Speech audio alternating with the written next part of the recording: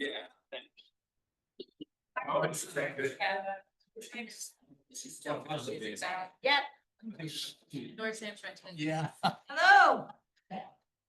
All right, let's get started. I want to call to order the regular meeting of the Yampa Valley Housing Authority Board of Directors. This is our May 8th, 2025 meeting. And I'll open it up to public comment for any members. If you're online, raise your hand if you have any comments. Seeing none in the room, you're a board member, so. Well, that's public members. Public members. Seeing none online and none in the room, I'm going to close public comment and open it up to board member comment for items that are not on today's agenda. I have an item. One of your two handouts here is word challenge for this month. And in light of Kate Nowak, we are continuing with this project. It's down to a one pager. And that's what we like. So who, what, when, where, how kind of stuff. I would point out two different things on this. What can you share with your neighbors, friends, family, and colleagues on the backside of it here? Those 4 points are very important. If you say nothing else to a colleague, a friend, a neighbor, whatever, remember those 4. And also plan on attending tonight's community meeting at 8 o'clock, or it's, excuse me, at 5:30 p.m. at Olympian Hall. Can I see a show of hands of who's planning to be at that meeting? I will be there. Okay, 1, 2, 3, 4. Great. Robin's working on some talking points, so Yeah. let's make sure that you're checking emails for those. Yes. Sorry. Great. The only other point I would make is that the members of the deliberation and stewardship teams are listed at the very bottom of that. These are your friends, neighbors, colleagues, coworkers, etc. They will be giving a lot of their time over the next few months. So please thank them for their service. There are supporters, there are opponents of Brown Ranch, there are people with open minds. Thank them for their service. And thank you. Thanks, Jen. All right. What? Yeah, I just want to let you all know that I've received, we as council have received several emails regarding the extended leave policy. I reached out to Tom and Jason just to kind of understand if those emails should be forwarded along or what we're doing to kind of collect that data and respond. And there was a request from Kelly Phillips on, kind of more information on what the board has received in terms of soil study. Yeah, we're working, I mean, Jason responded to that and then. Yeah. Working on. So thank you for being so responsive and just wanted the board to be aware as well of the kind of communication we're getting at this time. Great. The soil study from 3 years ago. 2022. Yes, Oh. I think so. Good for Kelly to catch up. All right. Great. Thank you for the update, Dakota. Anybody else with a comment or something that isn't on today's agenda? All right, I will close board member comment and we'll move to our next agenda item, which is the board officer elections.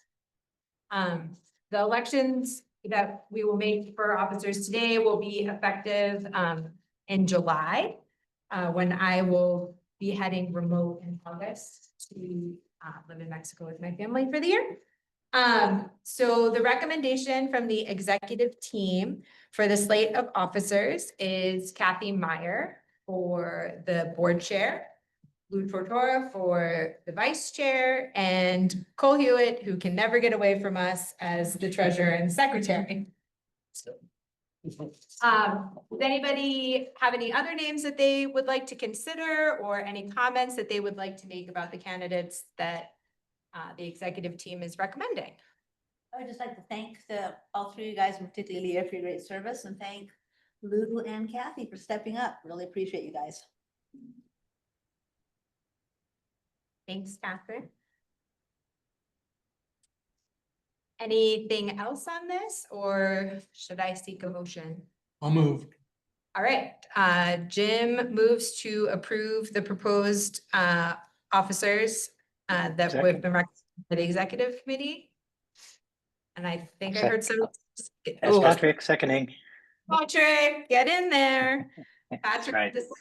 anything else on this agenda item for the good of the order?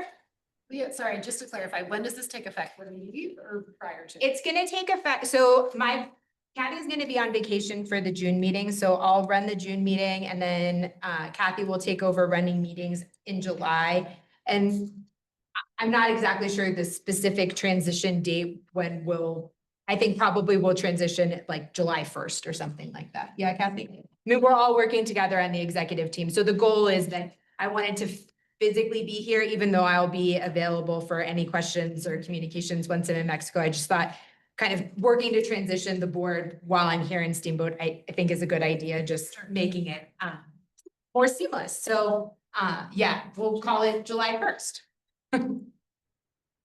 Thanks for the clarification. All right, anything else on this? All right, all those in favor of the officers that we've proposed, please indicate with aye. Aye, aye. Aye. Any opposed? Seeing and hearing none, the motion passes unanimously. Congratulations, Kathy and Lou and Cole. All right, and we'll move on to our next agenda topic, which is the consent agenda. Items A through D, which is the review and approval of the April 10th, 2025 meeting minutes, the review and approval of the March 2025 balance write-offs, which there are none, and the check register and the financial statements. Does anybody want to pull an item from the consent agenda? All those in favor of approving, or sorry, I'll seek a motion to approve the consent agenda items A through D. Move to approve. Oh, Second. All right, first from Kathy, second by Lou. We're on fire today, guys. Anything else on this item for the good of the order? Seeing and hearing none. All those in favor of approving the consent agenda items A through D, please indicate with aye. Aye. Any opposed? Seeing and hearing none, the motion passes unanimously, and I will hand it off to Jason for our next agenda item, which is a staff.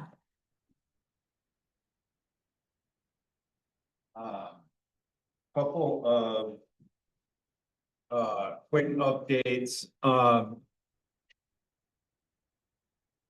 Thank you, Jim, for doing a shout out about the community meeting that's happening tonight related to Brown Ranch and the community builders. That process is really kicking off and gaining some steam. And so I would highly recommend anybody in the community to participate at that meeting. One item that has been requested by the deliberation and stewardship team is that we have a rotating member of the board coming to those EST meetings. And so Lou did a fine job of being the first to do that. And ultimately, we're going to need to set up a little bit of just a program to make sure we have a rotating group of board members that attend. The purpose of that is so that the DST knows that the ultimate decision makers on the housing authority side and also on the city council side are listening. And so it's not necessarily you're there to audit the process. It's but there to listen to the conversations and in some cases respond to questions that might come up. So that is. Will there be city council representation? In Yes, that? there will. So Rotating again? Yes, rotating as well. Yeah. So Joella West was there on behalf of the city. I don't know what their cadence looks like. Dakota will be next. And so as those meetings come up, we'll work on making sure that we have a board member present there. We're not trying to have a bunch of board members there, just one to listen and then can report back their experience. Emily just added that also the Routt County commissioners are invited to rotate in as well. We were invited and we have politely declined. We sent a message back saying that if there's a specific meeting they would like us to go to or a specific time, but that sitting there for 4 hours, the request said to observe, and so Jay said we were supposed to sit there in silence and just observe for 4 hours. And the commissioners thought that that was not the best use of our time to sit there for 4 hours and not say anything, but if that there was a topic coming up scheduled that they wanted us to specifically listen to, then someone would attend. If this group feels differently, I'm happy to bring that back to the commissioner board and reevaluate that decision. What are your thoughts? Just as a point of clarification, I think Jason mentioned it, it started out as an observer role. It, then right before the meeting, the facilitator from not community builders, the other guys, said, we want you to be a respondent. So as you listen to each group that made a presentation on their assignment, provide some comments that ground it in reality. And so that's what took place. Yeah, we talked about this Monday at our work session, and the information we had at the time was observe. So that was the decision made by the board on Monday. I'm happy to bring this back to our next Monday work session and let them know that what happened this week and of the change.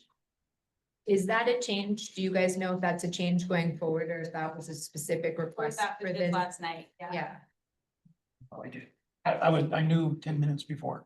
Yeah. Let's get some clarification on what the participation is also so that we understand when we're sending board members, we can try to send people with expertise in the particular topics that are going to be discussed. If we're going to be expected to participate and not just observe.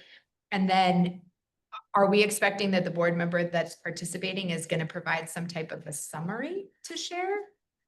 It was just a really unclear request, and that's why we declined, and we did send back, we asked Jay to send back information saying, is someone taking minutes? Is this recorded? We are happy to read all of those, to review all of those. If this is just an observer role, I don't think it makes sense for us to just like sit there in person, but we will watch it at our convenience. We will read the minutes, and we haven't heard back from that either. Yeah, from my experience, there will be like a report out from those meetings, but it's often like the last one was very group collaborative kind of work. It's really difficult to like watch from a Zoom meeting perspective, or even like as we were sitting there, wasn't necessarily like super effective for us to like overhear. We weren't trying to like insert ourselves and steer in any way. So I was only able to attend about half the meeting, so you guys may have a different perspective on the balance of the meeting, but ultimately, the report, there will be an official report out from community builders of all these meetings, and we're meeting as the project collaboration team tomorrow, which yeah, the county has representation there, so I think we can get a little bit more clarification for you at that point. Okay. As to what the expectation is. I know that just from having done a lot of this similar work, it's all being kind of like created in real time. And so the like advance notice to like, hey, here's what you should expect, and here's how we need you to participate is happening like 30 seconds before the meeting starts. And to be clear too, we couldn't go, none of us could go last night. We had a joint meeting with the town of Yampa last night. We have a joint meeting with the town of Oak Creek tonight.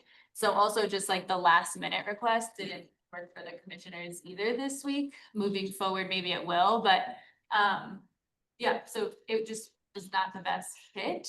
And like I said, the request we got was kind of unclear and it was just to observe. So we were like, hey, can you send us minutes? Can we watch this recording later? We're happy to observe if that's what you want. But if you want us, the commissioners, to go and respond, then I think that's a different ask. Can I request, I know it was brought up at one of our meetings that the county commissioners want a seat at the table, and just what that looks like for you all, like how do you want to participate in the Brown Ranch, project as a whole?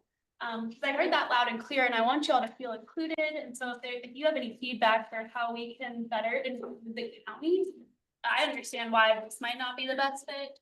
We were on the project collaboration team. The county has a seat on the PCT, and Melina reports back to us after every meeting. And the DST, I think, you know, the 40 community members, we thought that that was just community members and wasn't going to be elected officials and housing authority board members. Like, we thought that that was supposed to be the community driven part. So we never wanted like a seat at that group. But now that group is asking for us to come in. And so I think just some more clarity would be helpful for us. Yeah, I think it would be helpful for us too. And I think understanding sort of what type of report outcomes from this first meeting.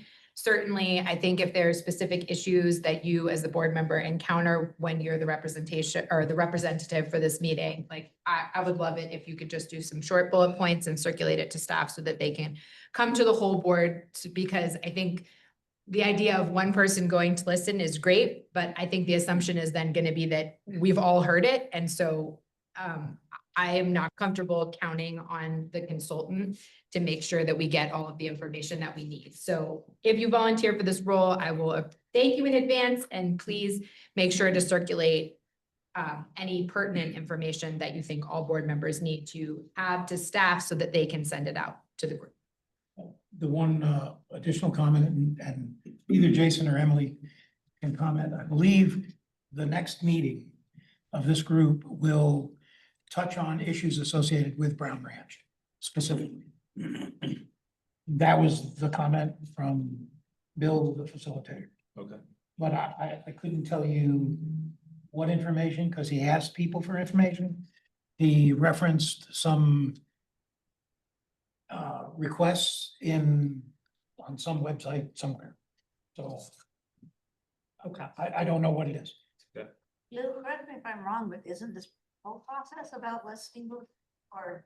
The session that took place last night was essentially a collaborative effort, getting people to know each other while dealing with a simulation of a problem in a city, a generic city with generic problems, generic sources of revenue, generic costs. They had wild cards that said, oh, by the way, your town just burned down, that kind of stuff. It was like a game of Monopoly. But I think the whole idea was get people to talk to each other and get familiar with each other, so that as they tackle real problems associated with Brown Ranch, they would feel more comfortable opening up and having meaningful conversations. That's my belief. Okay, I just, Okay. All right. Well, thank you for attending, Lou, and I will we'll give you my. circle back up with you on some more information, because I think we're lacking clarity.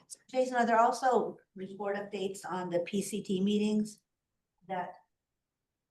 No, there's not. You know, those are mostly logistical meetings, making sure that we're prepped for the upcoming meetings that are coming on. I haven't seen any report outs from those meetings. Can you give us an update of like how the meetings are going, what you're discussing? I know because Angelica mentioned Melania was giving reports to the commissioner, so I was wondering if we could also get something. Honestly, all of that information is not currently accessible in my brain right now. Because it is one of about 1,000 things that's happening. So we can work on getting you guys a report out from that. We have a meeting on Friday, tomorrow. And so we can provide some type of report out for that. Okay, thank you, I appreciate it. Yeah. And I think Dakota, I know that things have been communicated with Brad and other council members, but it would be great if once we understand what the communication plan and who's responsible for each of the pieces, that the Housing Authority Board is also notified. So we're aware of what type of reporting is happening, who's the person who's responsible. Is it the city? Is it community builders? Is it Civic Canopy? Because I think there's just a lot of confusion on who's communicating what. And we certainly are happy to amplify that communication or be responsible for whatever piece of it. But I think it's very unclear as to who's doing what. That's good feedback, and I think they're kind of still fine tuning it, but Yeah. I'm hoping to be on that committee as well, because I want to see communication be more Robust. robust than it was last time. Not that it wasn't, but it was very confusing last time for people as well, so. I talked to Tom Leeson 2 days ago. He thought it was in the community builder's scope of work, to provide a communication plan. I don't know if that's the case. I meant to talk to Brad last night. I did not. So if you guys can mention that. I think it is too. I'll follow up. But if it is, they need to do it. Right, they're working on it, from what I'm understanding. We have shared, a level of dissatisfaction with the communication sense of urgency. Thank you. We all share that. You're paying them to do that, so. Yeah. Are the community builders part of the PCT team also?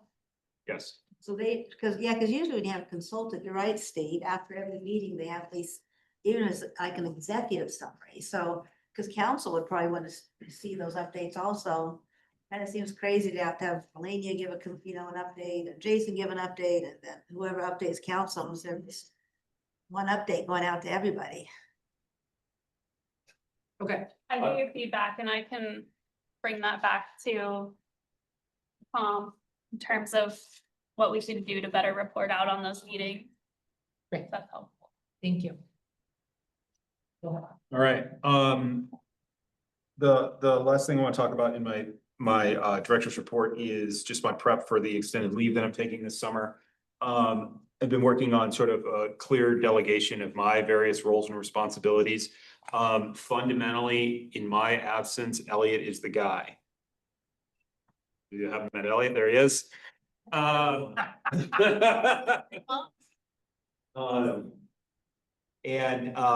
so, that isn't to say that everything falls squarely on his shoulders. There is a significant amount of support, both from the staff and board level, that we're working on coordinating to make sure that, ultimately, we don't skip a beat this summer. We have an incredibly talented team, incredibly dedicated group, excellent board. I don't expect to see much interruption in our delivery on our mission as a result of all this preparation that's being done. And just a big thanks to everybody.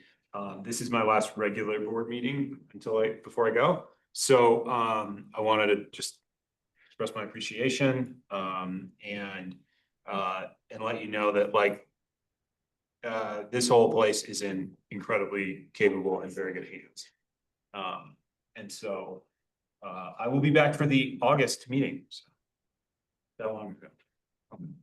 And I just realized that I should have made a comment in board member comments that were items that were not on today's agenda, but I've sent a couple of emails requesting feedback for Jason's performance metrics for this year, and the executive team is getting ready to review those. So if there's anybody in this room who has any interest in still providing that feedback, please send me an email and let me know that you're doing that and when it's coming, because time is of the essence on that.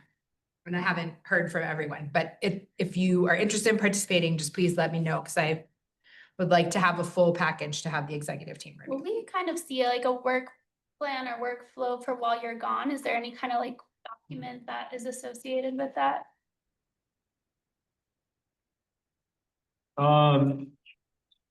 Just in case we get questions from the community of like, how is this all being worked out? We can kind of point to something and say like, it's very clear in this document what's going on. Yeah, so as far as the delegation of authority, we have a clear document on all of that.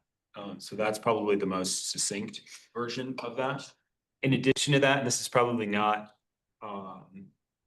this is more internal working document stuff. It's just like our game plans on literally everything that we do. And that's, assigning roles and responsibilities, timelines, deadlines. And so, that's information. I actually sent that out, an example of that, in one of my recent updates. Yeah, I think it was 2 Friday updates ago. Yeah, and so, those are working documents, that are live because these projects that we're working on are dynamic. And so, I think the thing that's probably most appropriate is just sort of that delegation of roles and responsibilities and who that falls to with kind of essentially a matrix that shows that. That to me is probably the high level information that you guys need to know. Cool, thank you. Are you going to recirculate that? I will. Okay, anything else for Jason? Okay. I will pass it up to Elliot. Yeah, good afternoon, everyone. Just some operational updates, some things happening within the organization. Monday, we'll be welcoming John Fancher to the YVHA team. He is our new comms and engagement person. So excited to kind of have him be a part of the team, and also want to take a minute to thank Robin for all her help and support over the last. She has graciously volunteered another month or so to kind of help us get John in a good spot. And so, yeah, we're excited for John and looking to kind of get him up to speed as quickly as possible and kind of make sure he's comfortable with, all housing authority business. I sent out some meeting invites earlier this week, so we've set our community engagement and cleanup days. So Fish Creek is Friday, May 30th from 9 to 12, 9 a.m. to 12. Whitehaven is May 31st from 9 to 12, and then Whitehaven, Hillside Village is Friday, June 13th from 4 to 7 p.m. We've have reached out to some community vendors like Integrated Community and the Northwest Colorado Health Partnership. So they'll also be on site. And anyway, thanks for everyone for confirming your availability, and I've gotten some good responses back on that. I want to make sure, sorry to interrupt, Elliot. I just want to make sure that we have board members at all of those cleanup days. So I know sometimes I accept meeting invites just because I'm hoping to attend. So if you can please make sure, if you're a yes on that you're actually planning to attend, so that we can ensure that there are board members at all three of those cleanup events, so that residents have the opportunity to interface with us. I would really appreciate it. I also have a quick question, sorry to continue to interrupt, but do you post in like the United Way Giving Days, or you know what I'm talking about? Kind of when your community members know that it's going on and could participate if they wanted to. So we're doing a little something different this way, and that's one thing I forgot to put in my report, but as a staff, we're volunteering for the United Way Day of Caring this year on May 21st. And so we have been assigned to the Boys and Girls Club. So we're going to be helping out, kind of clean the gymnasium, help them prep some other equipment and move some boxes and some things around for the summertime. So as a staff, we'll be doing that here in a couple weeks. And we do not have United Day of Caring volunteers for these. These are specific YVHA instituted community events that are unrelated to that, but just relate to spring cleanup and time to connect with residents. Okay, thank you. And I just want to say, it's really great fun. I mean, I did the Whitehaven one last year, and it's a really great opportunity to talk to the residents, show the board peers. I mean, Lala and I finally got that mattress moved from the. Did it? It took us a while, but we got it. Yeah, I definitely think the residents appreciate that and appreciate an opportunity to kind of engage and connect with board members and staff. So yeah, if you can make it, we'd love to have you. From a comms perspective, they're so busy supporting Cottonwoods and getting the word out on that, marketing and newsletter updates. Also working through getting the recently published 2025 AMI figures on our website, and helping to provide as much information as we can. New fact sheet. And the new fact sheet, yes. That's the new 2025 number. And also just kind of letting the public know about our community builders and our process with the EST and the upcoming community meeting that's later this evening. So I've already spoken about that. There's also some updates on statistics from our newsletters as well as our website, social media. I won't go into that, but there's some good information there as far as the level of engagement in the community with our various social media and communication channels. We had a great meeting with Steamboat Association Management about 3 weeks ago to talk about Cottonwoods at Mid Valley. So we're moving forward with kind of trying to get an agreement in place as well as some supplemental budgets from them to help truth out the HOA budget for Cottonwoods and insurance costs and some things like that, as well as, you know, helping with put together reserve studies and ultimately kind of turnover of the buildings from construction to operations. So their staff kind of has a familiarity with the buildings and how they operate, as well as the community managers. So just working through that. And then it's insurance time again. So Sandy and I have been working on our annual renewal with CIRSA, and I took a class on Tuesday, kind of make sure we're filling everything out properly. So that'll be coming up here. We should be getting our numbers in the next couple of months on that. And then a couple of property updates. Mid Valley, thanks to everyone for coming out for our topping ceremony. I think we had some good attendance with that, and it was a good kind of event from both Houseman's side as well as Lone Tree and the Housing Authority side. We're still making good progress, or Houseman's making good progress on both buildings. Working to kind of, you'll start seeing building wrap going up. They're taking down the cranes today. They're working on the roof and getting the roof components in place. And based on the OAC call kind of earlier today, they're hoping to have all the roofing stuff kind of wrapped up on both buildings in the next couple of weeks. So a lot of activity, a lot of workers on site, and excited to see them continue to kind of plug away on progress there. And then finally at Hillside Village, we're finally going to get our backflow project completed on Monday next week. So this one's been kind of a long time coming, but the excavator's already starting to work on exposing the water line and getting things prepped for the plumber. He'll be there on site Monday, and we'll be working throughout the day. There will be a water outage for the tenants there.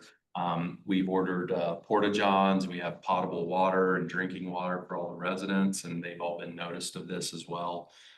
So thanks to Kent and Kate for kind of helping with that. And I think if all goes well, we'll just have an outage during the day. So tenants kind of leave and they get back later that afternoon, and we'll have water back on for them and all the appropriate backflow and safety devices that the city wants to see there. So I'll be kind of there all day, Monday and Tuesday, just kind of making sure that goes smoothly. But I think we have a good team and a good plan, so just looking to execute on that. So those are all my updates. Great. Thank you so much, Elliot. Does anybody have any questions for Elliot? All right, great. Well, then we'll move on to our next agenda item, which is the strategic topic, to talk about an update on the USFS Hilltop development. All right. I don't want to take too much time on this because we got a pretty packed agenda, but just letting you guys know that we are continuing to make some progress on the land lease and on our negotiations with Servitas. We hit a couple good, I would say, like positive notes with the lease, in that it will be able to be assigned to a subordinate entity of the housing authority. That's good news. The appraisal came back and there's sufficient value there to essentially achieve a $0 land lease. That's great news. And so those are good news. There's still a lot of work to be done. However, there's some risk points that I think are important to know. The first being that, we need to secure financing for this. And so we have a conversation next week with some city, folks to talk about whether the STR funds is an appropriate source for that. That to me is essentially a threshold item as to whether we're, moving forward or not.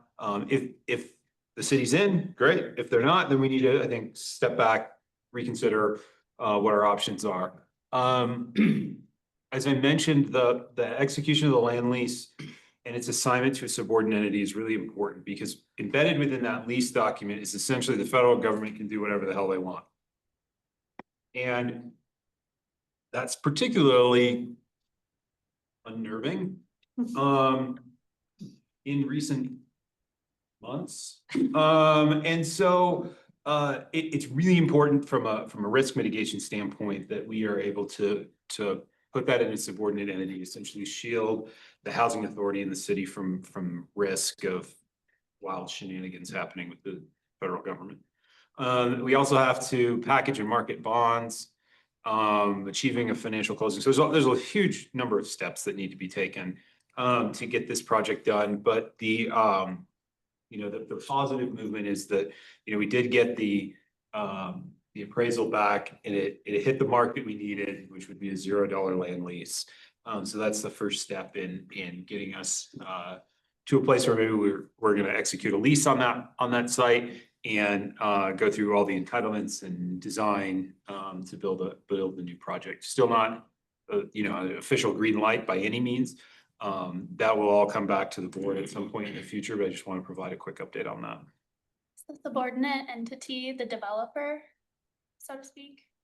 No, it's essentially like an enterprise of the housing authority.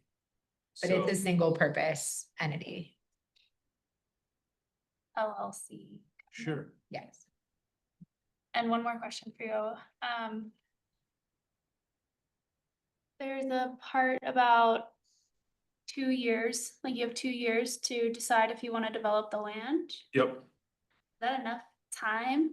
Like, and does that agreement say like, you only have 2 years? So you might need like 5 years or.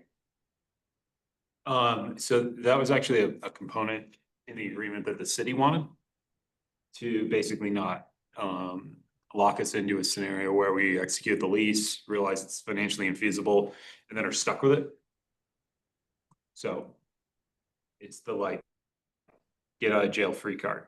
I guess like if 2 years goes by, can you still continue to process the development or You'd have you to. only have 2 years to? You'd have finish to development? renegotiate with the forest to extend that. That just seems like. So Jason, just real quick, the concern is that we could execute this lease, but the way it's written right now, they could just change the lease, get out of it, sell the land at any point, and we'd have this building we have debt on, basically. Yep, and so basically every federal lease has this provision in it. Basically says we're the federal government, we can do what we want. And so they're like, trust us, we've never actually used this clause. They're like, okay. But it's in there. And so that's a risk point that I think we're ultimately gonna have to discuss, whether we feel comfortable with that. And so I want to make sure that you guys are aware of that. And there's ways to mitigate that risk, like you're just talking about. Yes, it's in a subordinate entity, and if the federal government says no, it's ours now. Like, okay, here you go. The only impact that would have is to the entity itself. That's what I thought. And I think you're right, being cautious about that right now under the current environment. So anyhow, I mean, I think that the first step in this is, do we have a financially feasible project? Do we have funding to close the gap? Because there's a $10 million gap that needs to be closed if we want to hit targets of 90% AMI. And so that's a big number. And if we don't feel confident that we can get that, it's probably not worth it to take on the risk of inheriting at least with the federal government. So. One question that was asked recently was bonding entities. Do they have a concern with that clause in the federal contract that says, oh yeah, we can end it whenever we want? If we go out, we float a bond Yeah, and the US government says, nah, just kidding. yep. Do the bond people, are they concerned about it? I mean, this isn't, as Jason said, this is a clause that's on all federal land. Right. So anything that's been bonded before has run into this. Yeah, I mean, you think about oil and gas leases, or you think Right. about, you know, some things that are super capital intensive. Are also in the same place, so. There's a little bit of comfort in that, but, It's yeah. also non-recourse to the entity bond.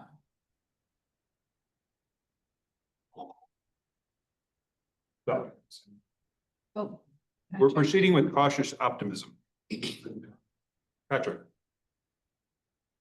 Yeah, I think it's been asked and answered. Okay, thanks, Thanks. Patrick. All right. All good? Anything else on this agenda topic? All right, great.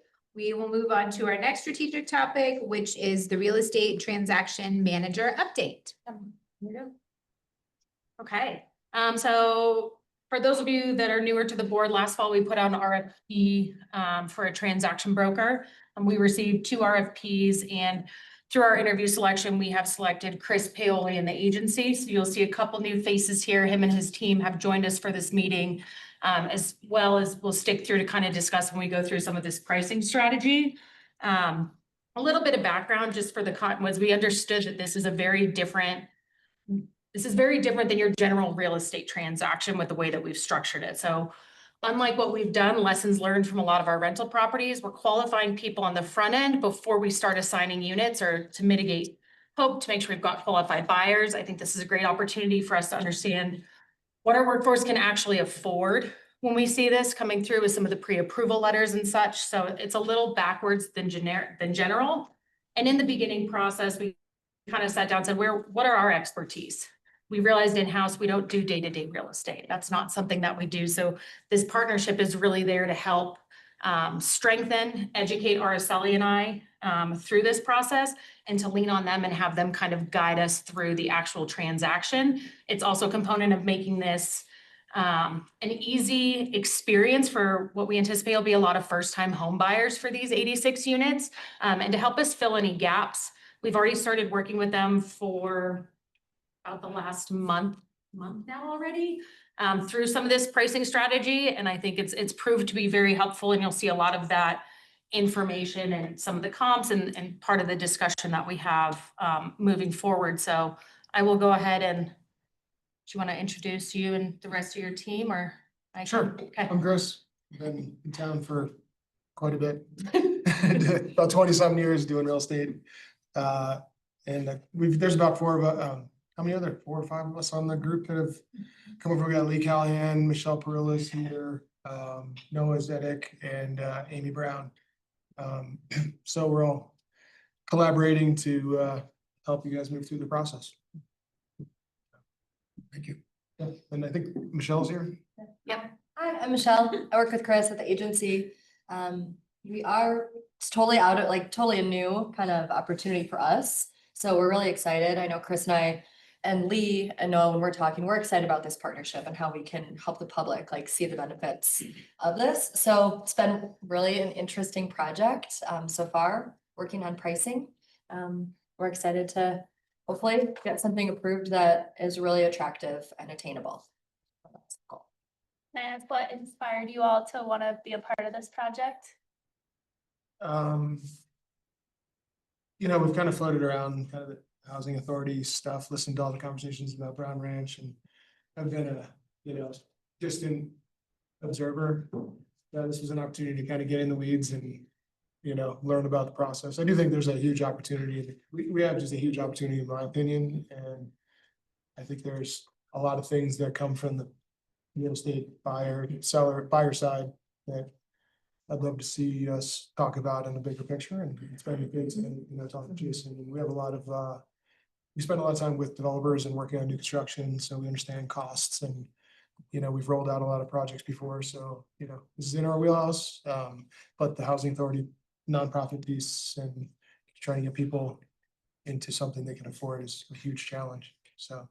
And we're doing this as, I mean, honestly, like, this is a community activity as opposed to a quote unquote really business activity for us. You know, we're more coming from the position of members of the community as opposed to you know, bringing our professional expertise as opposed to like, oh my gosh, I'm so excited to make all this money working with the housing authority. Like, that would not be the motivation.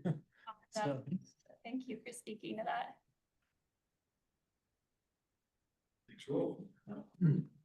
We're excited to have Chris and his team on board. If there's any other questions, we just wanted to use that as essentially a preamble before we get into the pricing conversation to know that this is our team that's been working with us on really understanding the real estate market, understanding transactions. You know, it's been invaluable from my perspective to have them sitting down with us and learning from their experience. Can we give a quick update on the contract between YVHA and Paoli Group and when the board should be expecting to see that? It's underway. I would expect it this summer. Okay. Yep. All right. It is. We have a Georgiak here. We have an internal draft, I think on Friday. The real estate team provided me with a couple comments, so we're gonna get that updated and then over to Chris and his team to see if we're in the same place or not. All right. That, you know, honestly, has not been a driver of how we're allocating our time, Yeah, so. clearly. Yeah. Thank you for being here. I just wanted to, we had originally sort of talked about that maybe being an agenda topic today, so I just wanted to let everyone kind of understand the stats. We're excited to work with you guys. Thanks so much. All right. Anything else on this, or should we move to the most exciting event of the day? Pricing for the Cottonwoods at Mid Valley. Yay. Woo!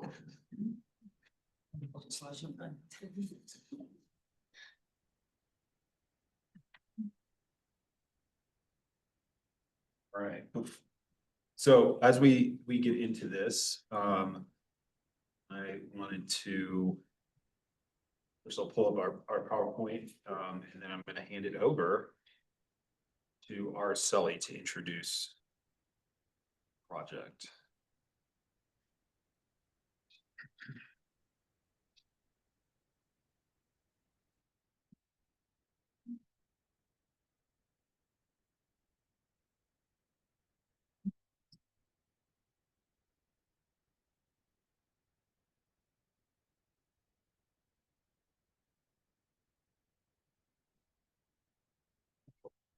Okay. Just as a preamble to all of this, generally speaking, I try to get all of this information out to you guys like well in advance of the meeting. Today was not that day. And the reason being is that this PowerPoint was completed at 11:47 today. And the reason being is that we've been having sort of iterative conversations with our partners, with the real estate team, with the development team, with Paoli's group internally, as we try to sort of frame this conversation. I'm just going to apologize in advance that you guys didn't get this, and this will be new information that you guys are seeing. The goal here is not to today say the price of this 1-bedroom unit is this price. Okay, that's not happening today. The point is I want to talk to you guys about our strategy on how we're going to make these units affordable to the individuals who are our target market.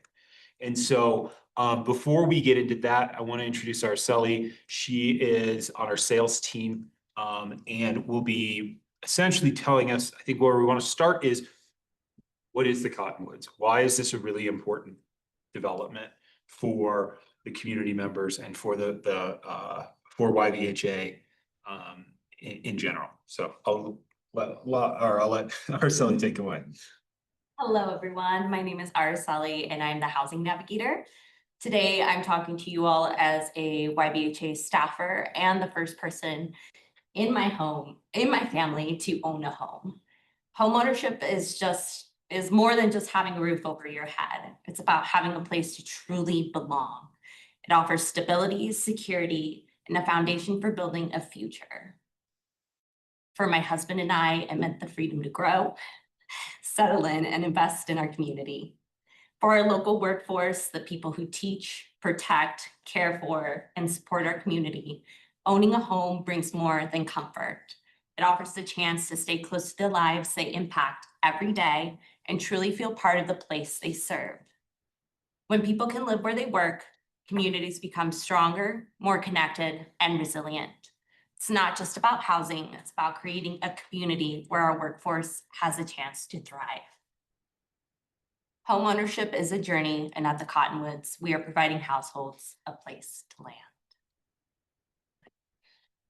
We are so excited to offer 5 different floor plans: the Nest, the Glade, the Perch, my personal favorite, the Eyrie, because who doesn't want a 90-degree deck, and the Haven. I toured the construction site in April with Elliot and Lala, and the layouts feel spacious with 9-foot ceilings and big windows that let in a lot of light. Owners will have ski area views to the east and Emerald Mountain views to the west. They will also have Energy Star appliances, Richwood cabinetry, and sleek stone countertops. My favorite amenity, though, is a heated underground parking garage. I really think it's the cherry on top. Centrally located, households will be close to many area amenities. If you love to ski, the ski area is a short bus ride away, and the Meadows lot is less than 5 minutes away. If you love the outdoors, the Core Trail and Yampa River is right outside your doorstep, with a short walk to Fetcher Pond, the Botanic Gardens, and Emerald Park. I can see our households riding their bikes to the free concerts and attending the farmers markets and all local events here in town. Buyers will also have great on-site amenities such as the playground, dog park, picnic area, and green spaces. I am so excited for our households to enjoy all that the Cottonwoods has to offer. We feel honored to guide our buyers' journey. This is the reason I was compelled to join the Housing Authority. I know what it's like to dream of home ownership and feel like it was an impossibility. At the Cottonwoods, we are taking those dreams and turning it into reality, and we can't wait to welcome our community members home. Thank you. That was incredibly touching, and thank you, because ultimately, I think what we wanted to start off the focus here is like who we're serving and what we're providing. That is the like strong why we are all here today.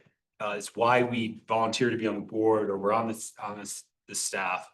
I wanted to put a little bit of like faces and names, or at least archetypes of folks to who our target market is. You know, we talk about 100% AMI 1-bedroom household. Like, what does that mean? Who are those people? And so as we go through this conversation, I don't want anyone to lose touch with the fact that like 140% 2-person household is a firefighter and a preschool teacher. Okay, this is just an archetype. You can mash it up in many different ways, but ultimately these are the folks that we're trying to move from a housing situation where they're cost burdened, where they're spending a lot of time commuting, or where there's just not enough space for them, and moving them into affordable home ownership that really meets their needs and provides these amazing amenities that Araceli was able to articulate. So keep that in the back of your mind as we have this conversation, because we're going to get into a lot of numbers, details, and at the end of the day, this is our mission. This is what we're trying to accomplish, is making sure that these folks have an affordable place to live here in the city of Steamboat Springs. So many of you are aware of the Cottonwoods and the fact that it's building 1 and building 2 is the for sale product that we're currently delivering, and that we have these various AMIs. Here's a visualization for you. Just as this is essentially a colored version of the profile of the building. What you're looking at is the assignment of the various units. You don't need to know exactly what that means, but the orange corresponds to the corner 2 bedrooms, and the yellow corresponds to the interior 2 bedrooms, and the blues are the 3 bedrooms. And they're all assigned throughout the building, and they all have an AMI tag to them.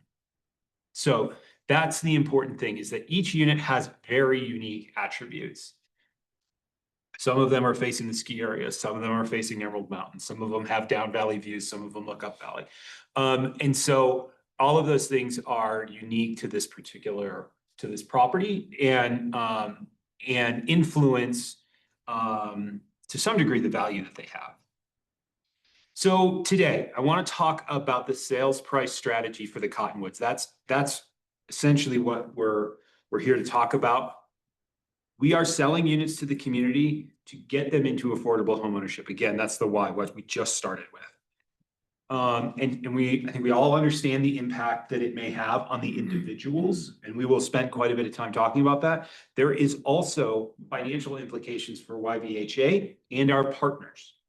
And those are important things to remember. And then the last is that I'm going to need some direction from you all on a few strategic items. And I think that'll be incredibly clear at the end. So starting off, how do we create affordable housing? The costs are what the costs are when you're developing housing.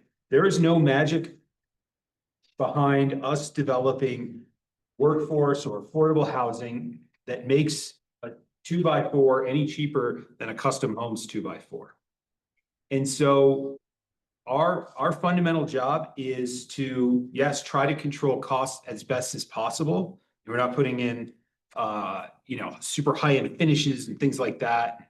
But at the same point in time, it costs hundreds of thousands of dollars to develop every single unit that we build.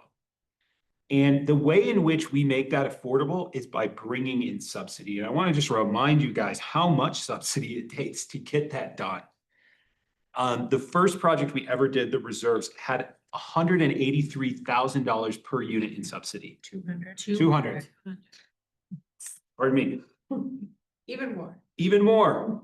It's more than I even thought. And so I just want you guys to be aware that it takes a significant amount of subsidy to deliver the affordable housing that we want to see in this community, because costs are very high. And the practical economics don't work. It's why you don't see private corporations out here building affordable housing. And everything is the highest end of the market where the actual margins are. Jason, when you say subsidy, that includes all the grants, the LIHTC money, not just subsidy. Yes, Correct. that is thank you for that clarification. That's a combination of all the sources that go in. And you look at the ones like the reserves and Alpenglow and Anglers, and those are massive numbers, because 90% of that is all from the federal government through the tax credit program.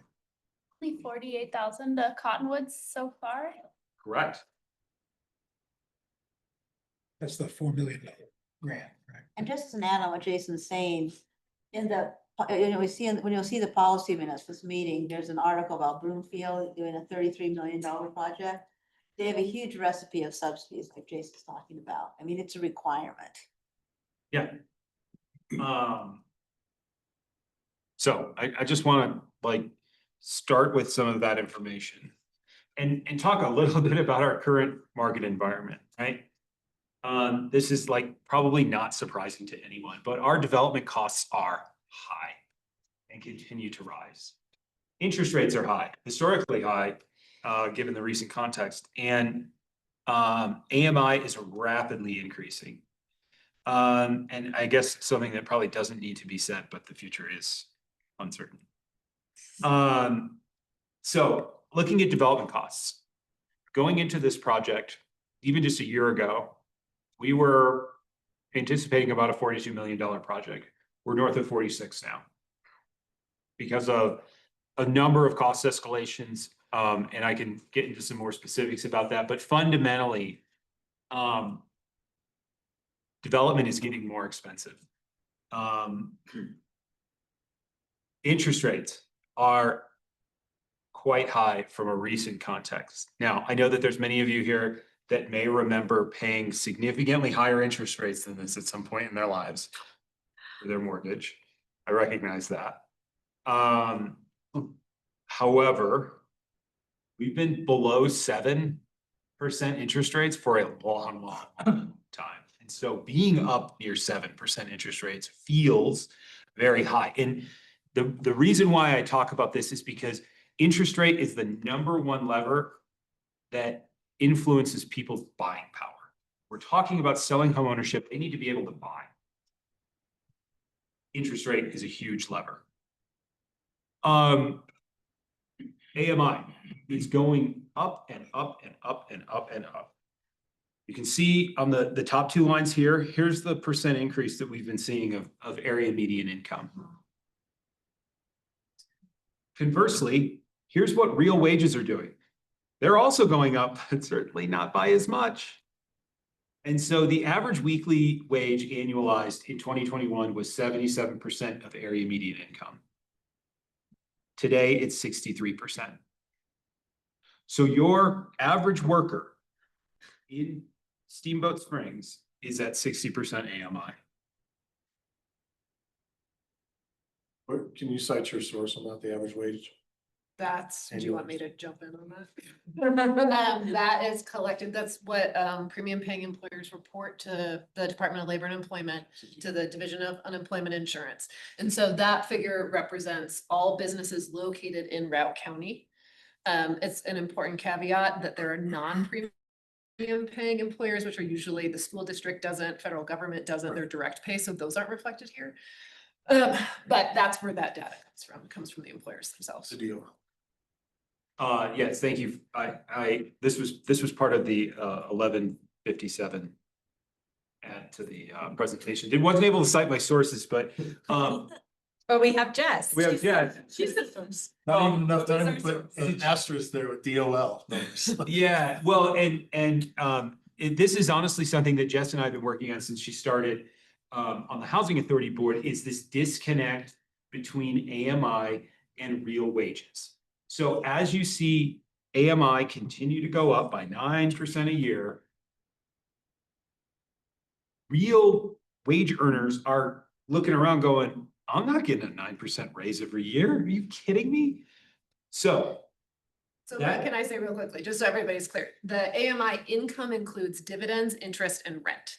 And so when you have people that are having money coming in the door, not through a W-2, not through a paycheck, but they're earning because of their investments, that's why this is so dramatically skewed. So when we say wage, it's W-2 earned income exclusively. So that's the distinction between the two. And just on a side note too, this is also why even at our LIHTCs and the affordable rentals we have, when the rents are based off these AMIs, the AMIs increase unrealistically. And that's why even some of our affordable rentals are now pushing on affordability because of this AMI. I just want to make sure I understand.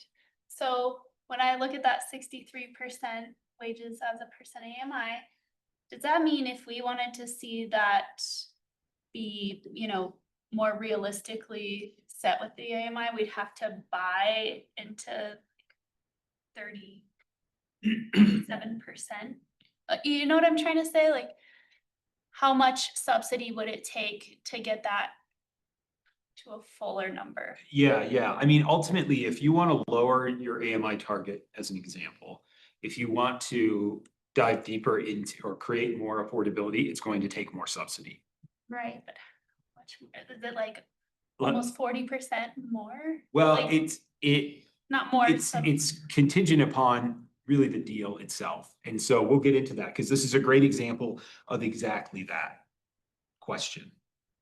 And I know this presentation wasn't done until right before the meeting, but I'm sure there's a plan to circulate it after the fact. I saw you taking pictures. So this will be available to the board. Absolutely. Yeah. Make sure that you send that to me as well. Got it. But Dakota, that's a valuable point. Because if you're looking, say, for example, using, allocate the short-term rental money for rental. And they're saying they're setting the rates at 100% AMI. If you really want to keep it affordable, and tied to wages, you want to discount that by, 63%.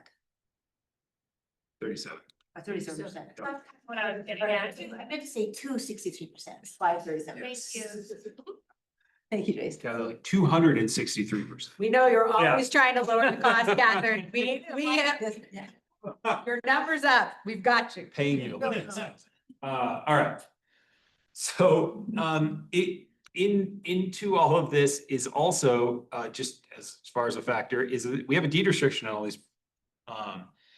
these units, and that deed restriction establishes how we set prices. And so there is a ceiling to which, we can set prices, and it's based on the income of our target market.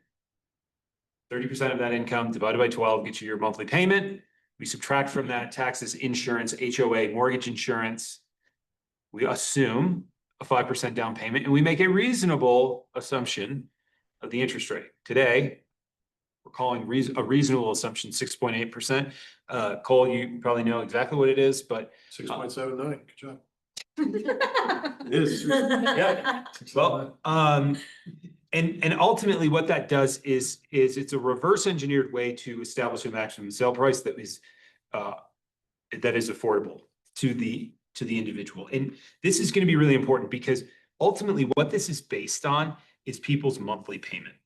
It's less about the dollar amount that we sell the unit for. It's about what they're spending on a monthly basis and what that is as a percentage of their income. And that is a through line that you're going to see as we go through this.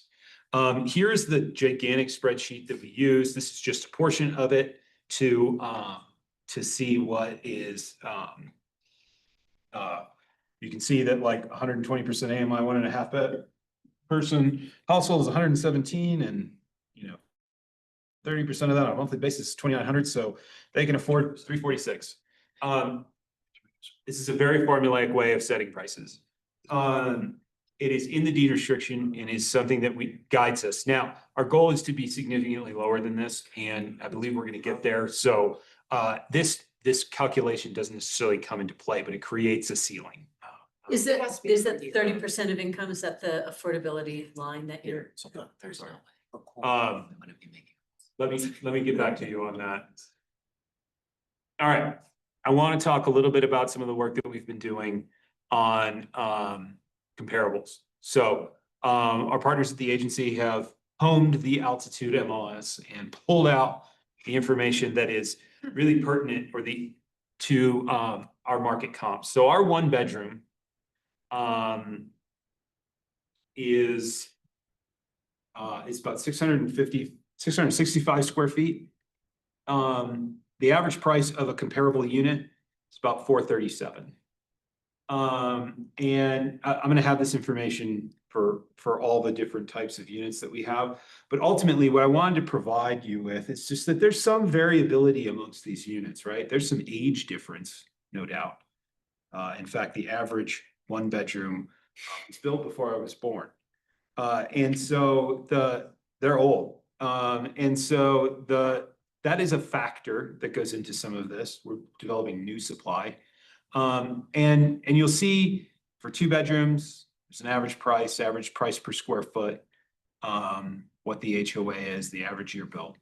And the same thing for a 3 bedroom. Again, this information will be sent out. But ultimately, this is important information for us to know because, we talked about the maximum sale price being a ceiling. There's also just a market component to this as well. We're selling a deed restricted product that is, in our opinion, should be sitting at some discount to the market. If you were to take those costs per square foot and apply them to our property and give them some market pricing, this is non-scientific.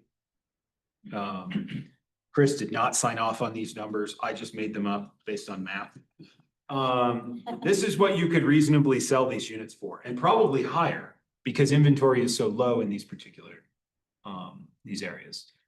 I I say this only because this is how a market rate development would be priced, right? Looking at comps, saying, how do we compare to those comps, pricing from there. We're looking at this entirely differently. We are looking at what our max prices are as a function of a discount to market. That's one aspect of this. Second is, what's the monthly payment and how much can people afford? So as we look at sort of the maximum numbers that are allowed by the deed restriction, there are some numbers there that are at a steep discount to the market, and others that are quite close.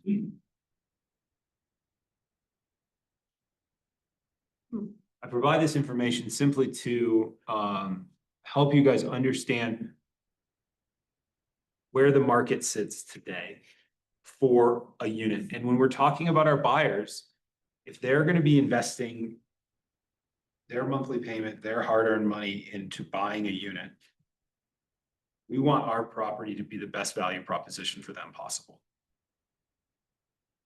We don't necessarily want to be sitting up there and going, we'd like you to pay more than this comparable unit over here, or a unit that has deed restriction.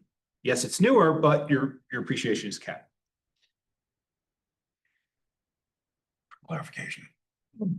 Clarification. If I looked at the one bedroom unit, comp is 437, 140 AMI price is 420. Yep. The 437 does not include the HOA cost, correct? No, it does not. Okay, so the 420 in our pricing does include or considers the HOA cost. Correct. Okay, so it's not apples and apples. This is apples and. Thank you for clarifying that. Why- Cole and I were kind of why wouldn't- freaking I out. understand what you just said. I think it is actually apples to apples. So like, Yeah. this is the Yeah. price. And then outside of the price, like for us in the MLS, and you see something on Zillow for sale, you can see exactly what that house costs, but it'll probably be very difficult for you to find out what your HOA payment would be. So it's always a separate or additional payment. But it's not here. It is here, But it's in yes. both, No, no. you gotta put it both columns. We built the 420 Yep, with the $500. in consideration Embedded. as far as monthly payment. Yes. Okay, So the way in which you would notice the difference of those things would be looking at a comparable monthly payment between your comp and the product that we're delivering. And so that's what we're going to get to, the conversation of monthly payment, because that's really where this all boils down to. So utilities wouldn't be included in that 420, but HOA is in that 420. So, It's not in the 420. It's part of the algorithm to get to 420, but it's not in the 420. It's part of the Yes. algorithm. It's an to get additional there, cost. but it's not in the algorithm. Yes. It's not in- in consideration for the monthly payment, it's still an So additional. 420 would be cost. what you would say. It's perpetuity. Equal across those two.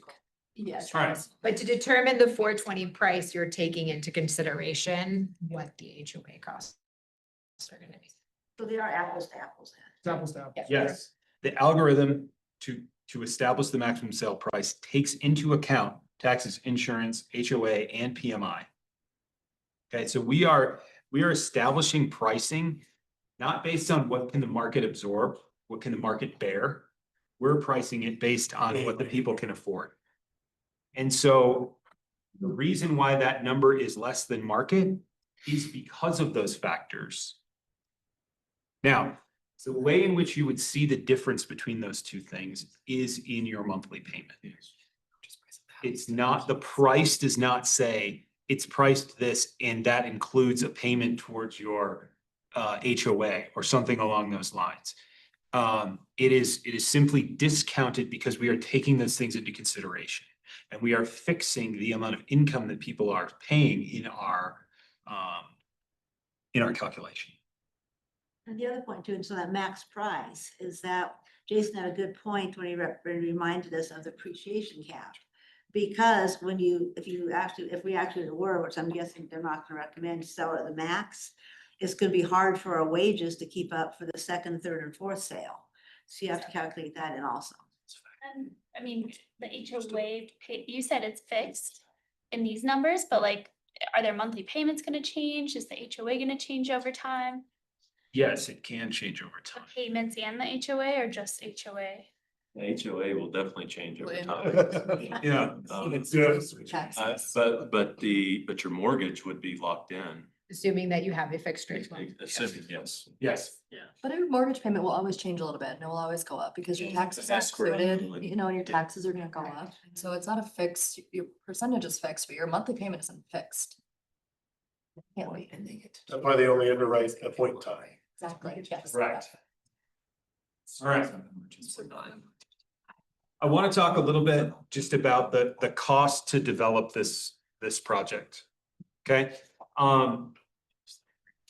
this is, we're working backwards from the cash flow waterfall on our pro forma, but ultimately, when we sell product here, first $34 million is going back to pay off debt.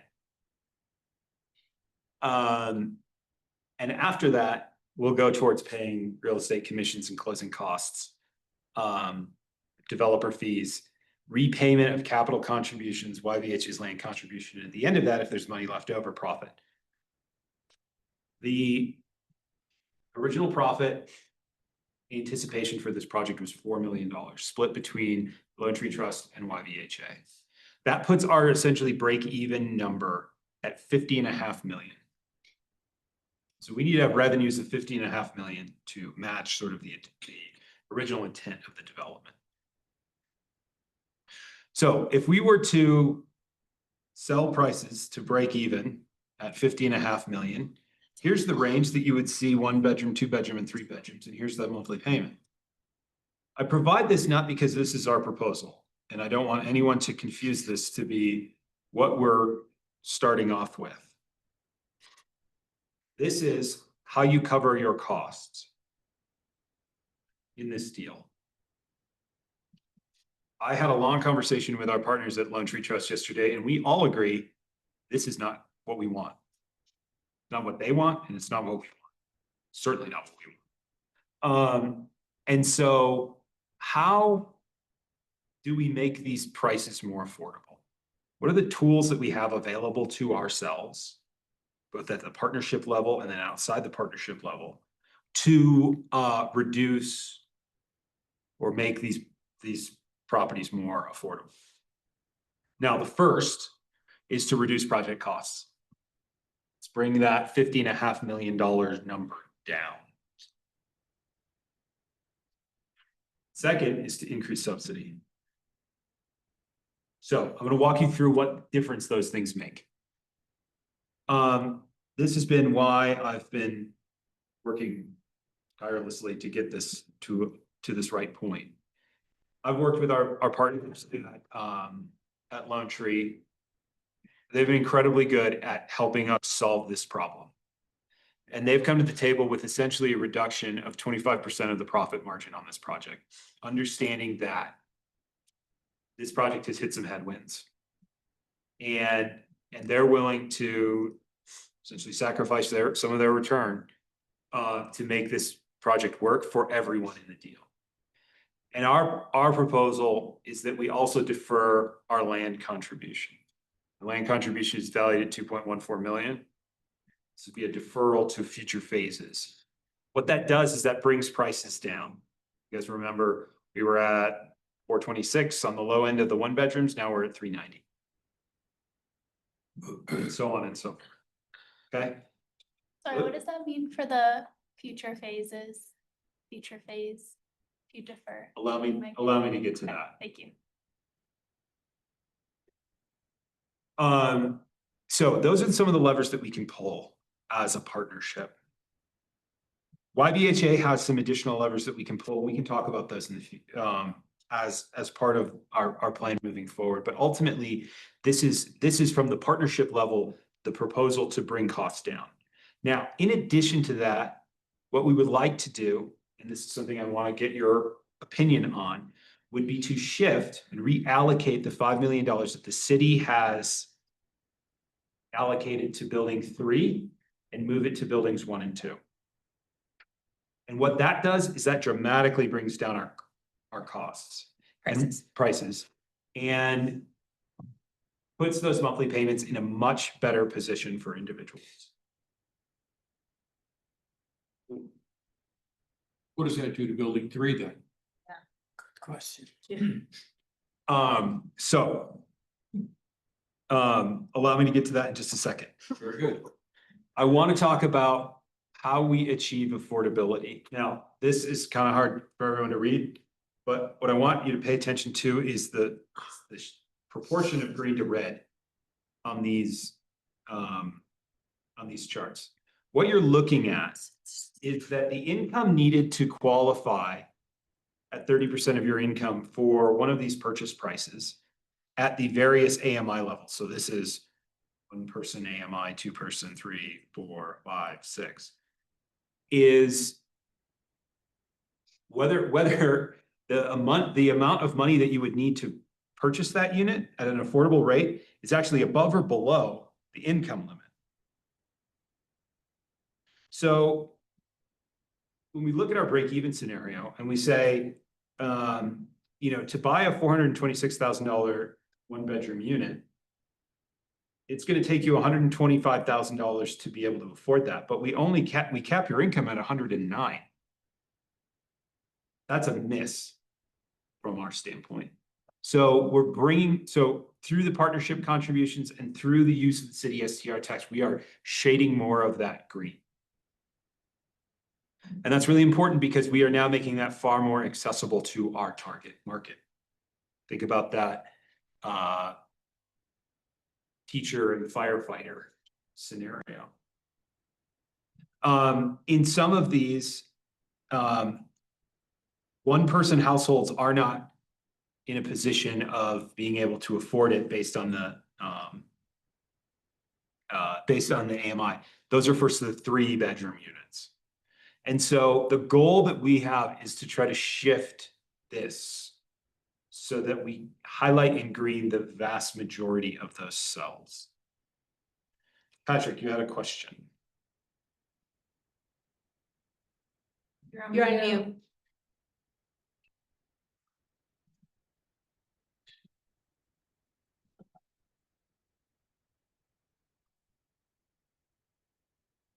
Patrick, you're on mute.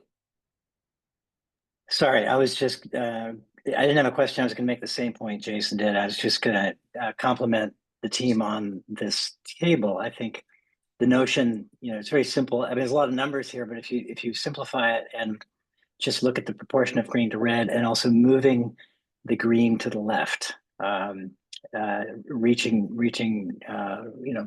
lower income households is incredibly important. So you made the same point, Jason. I was just amplifying it. Thanks. Thanks, Patrick. Thank you for amplifying. And so these numbers are highly sensitive to one particular factor, and that is interest rate.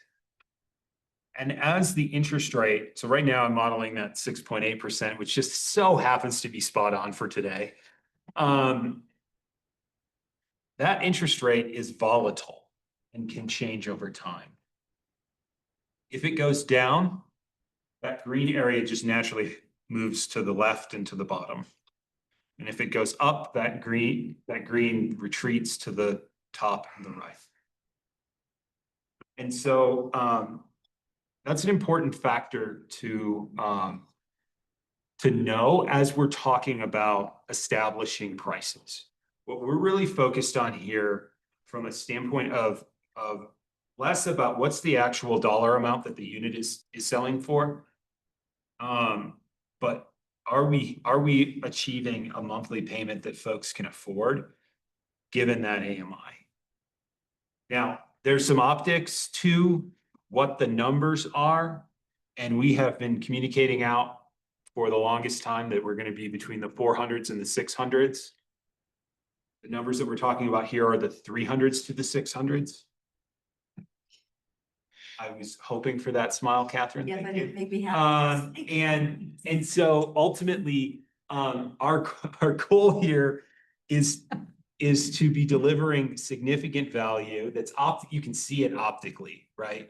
That somebody external, the people that aren't buying this unit, look at it and go, that's a good deal. We're proud of that. Nice job, Housing Authority. Haven't heard that in a while. And also the people that were, that are buying it are like, this is in my wheelhouse. I can afford this. I can make this happen. That dream of homeownership becomes the reality of homeownership. And it has room to appreciate.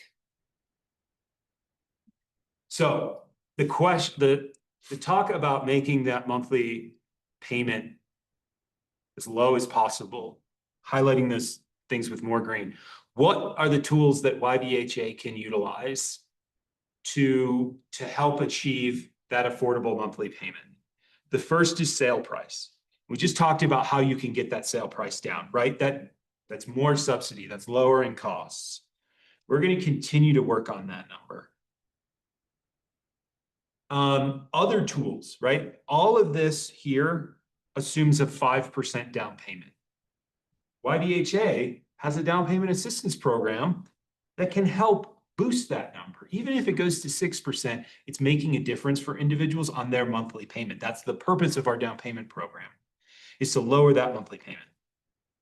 And we also have seller concessions. That's something that is on the table, something we would be working with our partners on that could be utilized to help our buyers. Now, what do the buyers have in their toolbox to help manage that monthly payment? The first and probably the most important one for them is down payment.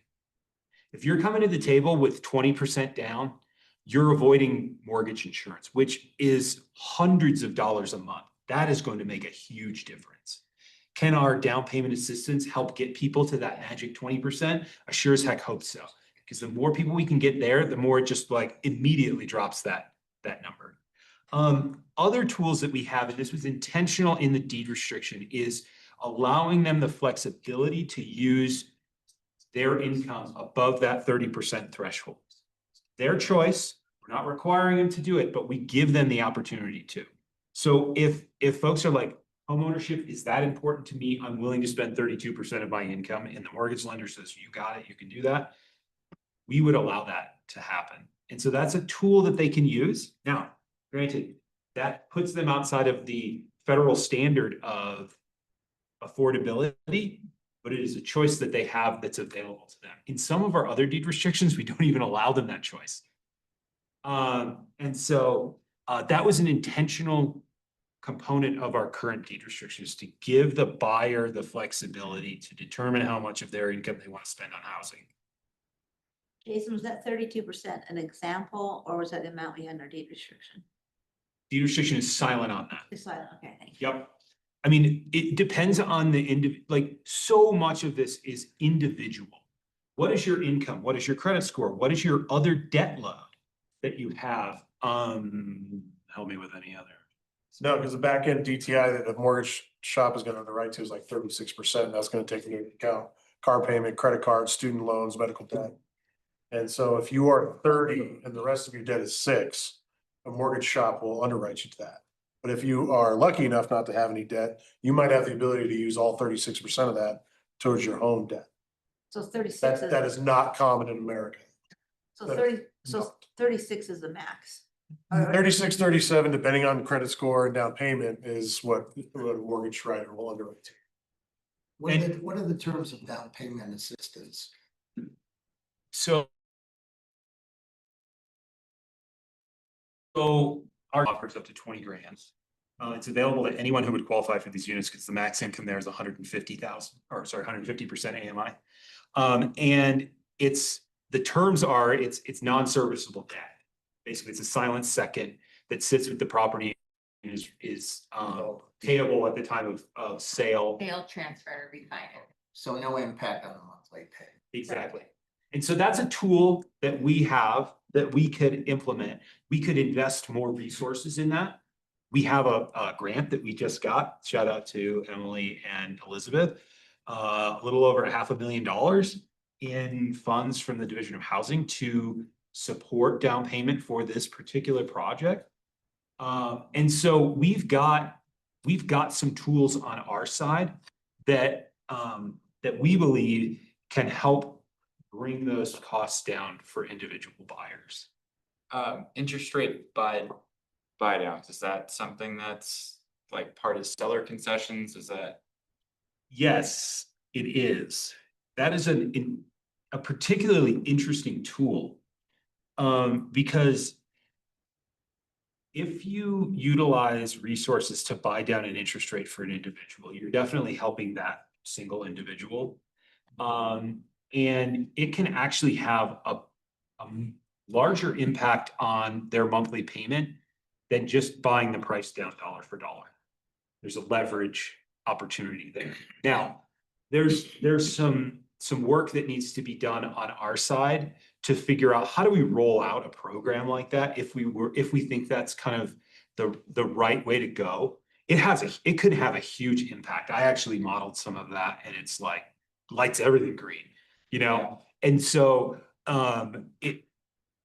it's one of the bits of direction that I would like from you guys is, should we be looking into some more of these like buyer support programs like that, so that we can have those available to our buyers.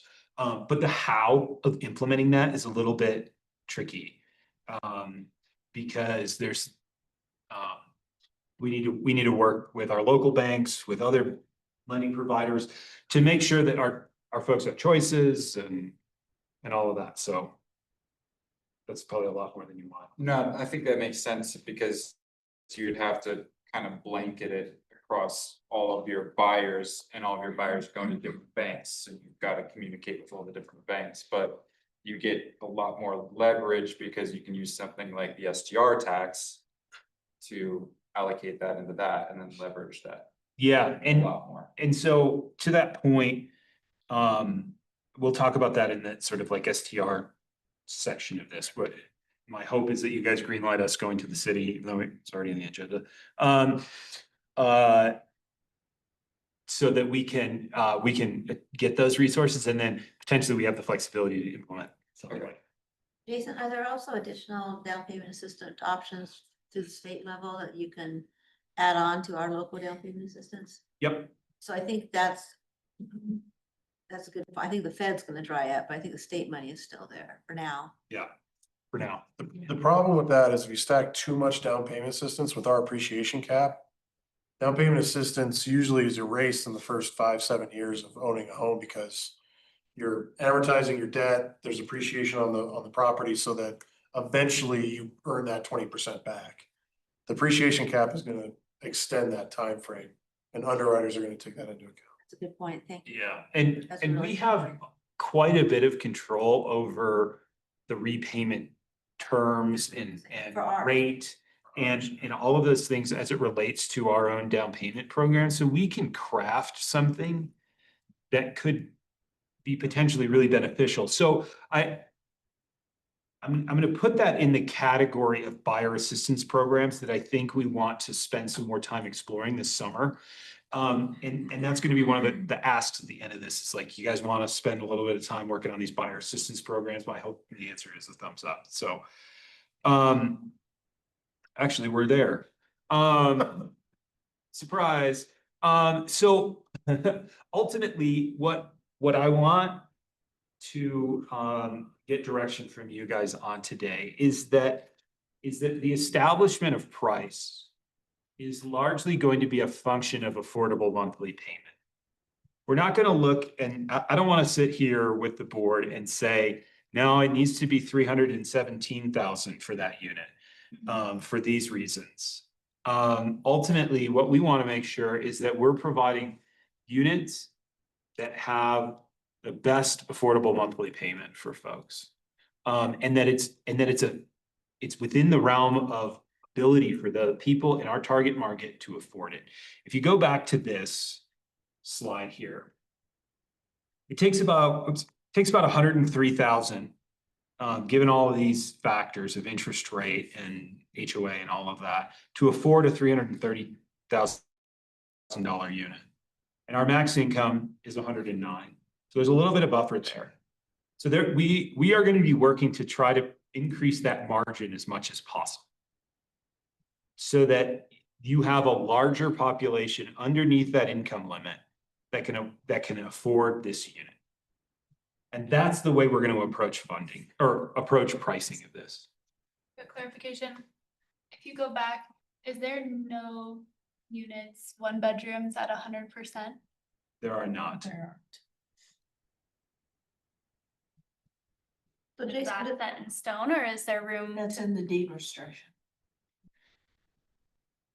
Is it We set can in get there. Stone, It would take more subsidy. for sure. It's just through the surveys, that was like one of the highest asks, right? Was 1 and 2 bedrooms that are around that range. Yep.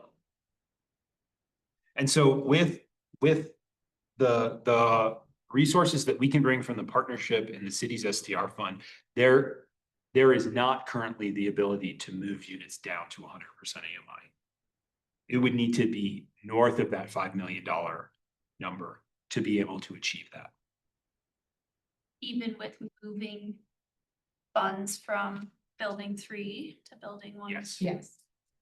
With all of That's- those, with all of with the partnership reduction, profit reductions and the city contributions, what's the total subsidy per unit in that lower right-hand box? I don't have that number. I can follow up on that later. I just thought that was super. Jason? Look at this, and I like looking at that monthly payment.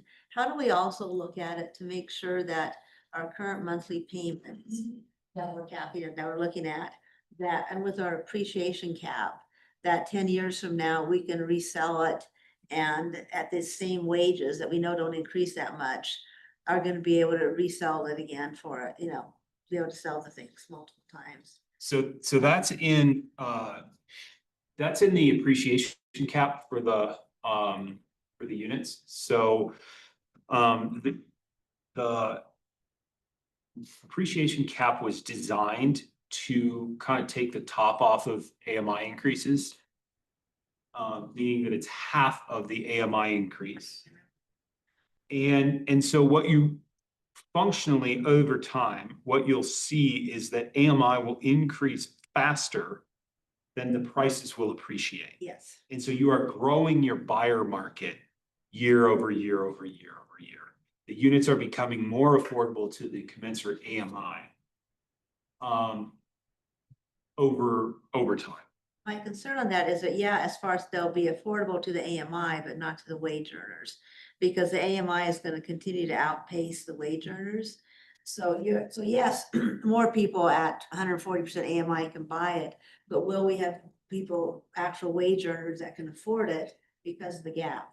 So I guess the question is, I think we need to take a look at that and see, and then just model it. Okay, we're gonna sell this house in 5 years, 10 years for this amount. What percentage of the wages need to increase, and is it realistic we'll have sellers in future or buyers in future years? I think, Catherine, in that one sheet that we saw, the wage growth was growing by like 1.5% a year. And if these are appreciating at 2%, that's probably what we want to look at, right? It's like if. Yeah, but I'm just saying future wage earners that are increasing 1.5% are not gonna be able to buy it at a 2 to 3% increase.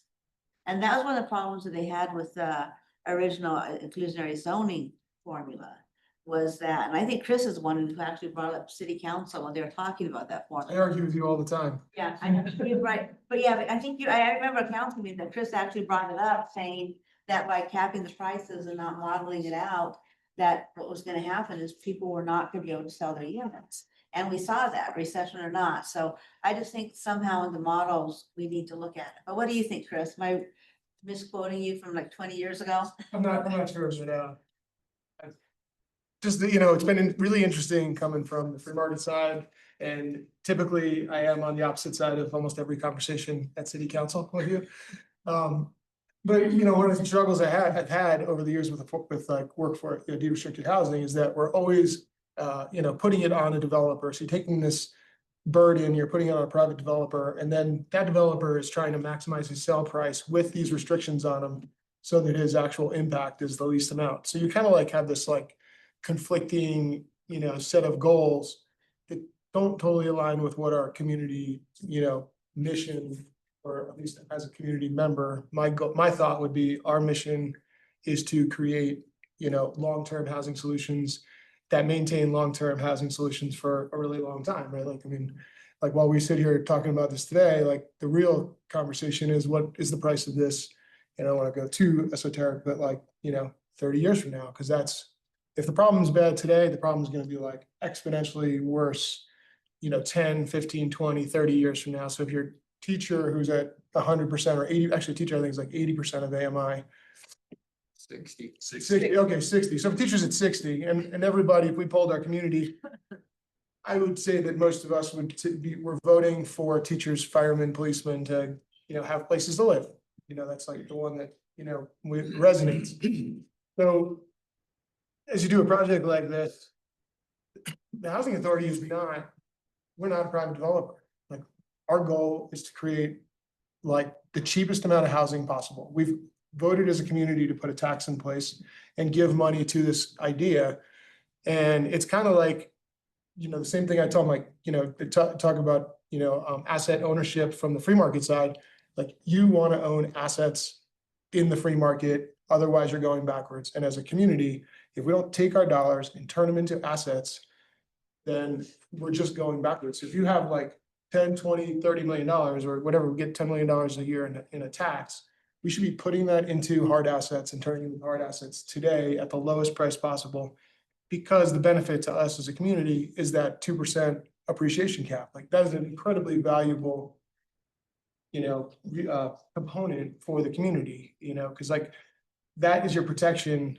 So all this stuff about the max price that we can set, we should subsidize this to get to the lowest price we can get to. It's almost the opposite conversation that I would have with a free market, person. And that's where you run into that conflict when we're at the meetings. Like I got a developer who's being forced to do, 15% of his units as workforce housing. He's going to try and do his best to use every tool to keep that price as high as possible, get the highest AMI and sell them for the most money, which really doesn't align with what, because if you're like, let's say you subsidize every unit, $200,000, you get them down to starting at 300. The real value is that in 35 years, they're only worth 600 and, instead of more. Like so we should be getting these numbers as low as possible, because all these charts are totally irrelevant to a teacher and all the people that we actually want to take care of. Like your real benefit is that we as a community, I think, said, we want to support housing, tax us, we'll pay a tax. Like, so anyway.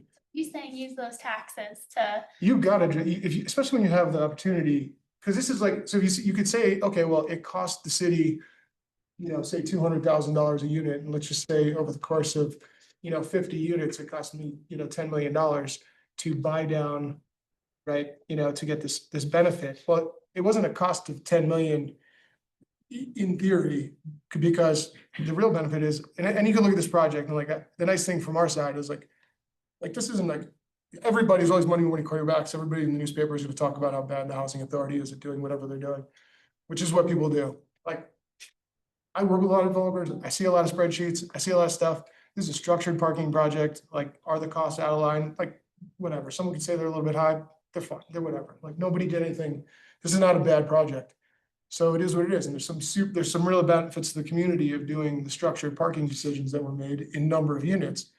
And if you got double units, you got an extra 40 units, and you throw an extra 200 grand per unit at it, and I'm just picking an arbitrary number for math. It's like, for half those units, that's like $8 million. For your $8 million, it didn't cost you $8 million. You actually got $16 million because it's $600 a foot, 600 down to 400. That's $16 million is the value to the community. We got $16 million worth of assets that our community members can own. Like, to me, this is a no-brainer. Like, I would, and I'm not lobbying for Jason or not lobbying for Jason, but like, as a community member, It's all a referendum on me. and I'm just saying, like, all these numbers need to go down to do what we're supposed to do. Like, this is an opportunity to have like things for people to sell, like, for people to own, like, and then what's gonna happen is if you think it costs like X amount of dollars to subsidize a housing unit today, I can guarantee you in 10, 20 years, it's gonna be exponentially worse. Because these costs, like we actually did an interesting study, just because I'm an engineer by degree and a nerd and I stare at spreadsheets all the time. I just decided, like, I was like, well, what happened to the cost of housing, the construction cost index through the Great Recession? And I was like, because everybody's like, oh, I'm gonna wait till the market corrects and then I'm gonna build my house. Like, I think we dropped like 15%, like across, housing prices dropped 70%, but cost to build dropped like 15. And then we were like, 5 or 6 years later, we're like 100% above that number. So, whatever you don't put into housing today, the cost to do it 10 years from now is like just that much worse, Anyway, there you go, there's my little speech. That's an excellent segue. The answer to your question, Sarah, Catherine, is just under 130,000 Up from 40. out from 40. And then my question is, does it need to be Is that- even more? Because I agree with Chris, we need to have the lowest price possible, because your example of is 300 today and 600 X number of years, I want to make sure it's not 300 today and like 600 in a short time period where our wages cannot afford it. So what you're saying is that you want to establish pricing based on affordable monthly payments and feasible exit strategy. And feasible future sales, resales, yeah. So I want to make sure that this is an asset for the community, 60 years from now, like Chris said. So you want to tie it to the growth of the average wage and ignore AMI? Well, yes, I think AMI is, I really think AMI is less relevant. And then my other question. That would be, so just to be clear, that would be a change to the deed restriction of which we can do. And that's totally fine because if that's the direction of the board. So I want to make sure that when we're talking about this, I'm getting direction, not from Catherine Carson, but from the YVHA Board of Directors. And oftentimes, Catherine, you're right down the fairway. There's often people on the left and right of you. And so what we want. I do hope, Jason. Yeah, what I'm hoping for. Dog leg left, maybe, sure. I don't like slice that off, Jason. I want to get some really tangible direction for you guys. Do you support establishing this price based on essentially affordable monthly payments? That's our focus. Yes.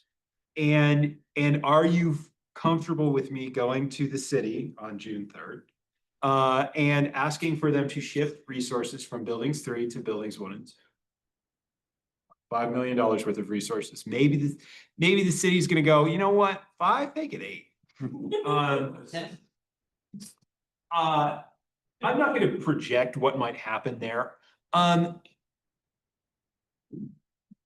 The other thing is that to achieve the reduced profit and the contribution of our land into this deal, there will be a renegotiation of the partnership agreement with Lone Tree Trust. We need to essentially paper the deal. And so that will be a bit of a future board discussion, some of the nuances around that. It'll first go to the development team, but then it will come back to you guys, either at a special meeting coming up or At a special meeting. at a special meeting, ideally before June 4th. And then the other thing is I want to get some feedback on, do you want us to investigate additional buyer resources to lower monthly payments? Reese brought up the interest rate buy down, talked about we talked about down payment assistance and our utilization of that. Ultimately, we want to see which levers can we pull and what have the most impact to lower those monthly payments, to make it so that maybe the income necessary to qualify is not 90,000, it's 85. And now we just opened up our market to more of our target households. And then it sounds like we may want to explore what the appreciation cap is. I'm not so concerned with appreciation. I don't mind the appreciation cap being that 2 to 3. I just want to make sure that the price is low enough that it can appreciate and future wage earners can buy it. And not the future AMI numbers that are way the heck up here, but future workers are going to be able to buy this house 5, 10, 20, 30 years from now at the appreciation cap rate. What you're asking for is to sell it at 1 AMI limit now and then reduce the AMI level you sell it at later. No, what I'm asking. That's exactly what you're asking. That's exactly. I guess what I'm saying is the price just needs to be low enough so it can appreciate it. So you're saying that the discount that we sell it on, because we're not maximizing the price that we can sell it at the AMI. So what you're saying is not that you want to change the AMI target, but that you want to make sure that the discount to the AMI target now is high enough That there's room to that there's room to grow. Yeah, so there's room to sell it. Yeah. You're taking the environment today and projecting it out. Interest rates could be 3%. Yeah, I think there's just too many variables to try. put that into a deed restriction. I think putting a governor, I'm not saying the deed restriction, I'm just saying when we set the price, we need to make sure it's low enough to appreciate over the years.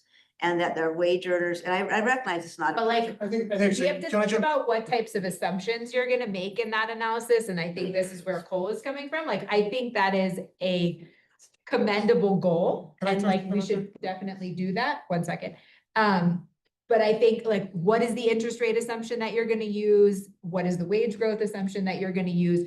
All of those pieces to determine what that discount is now are sort of a little crystal ball. Chris, what do you think? I'm thinking that, and I don't want to speak for you, but if I'm thinking what you're saying is the lower we set it today, Yes, Yes.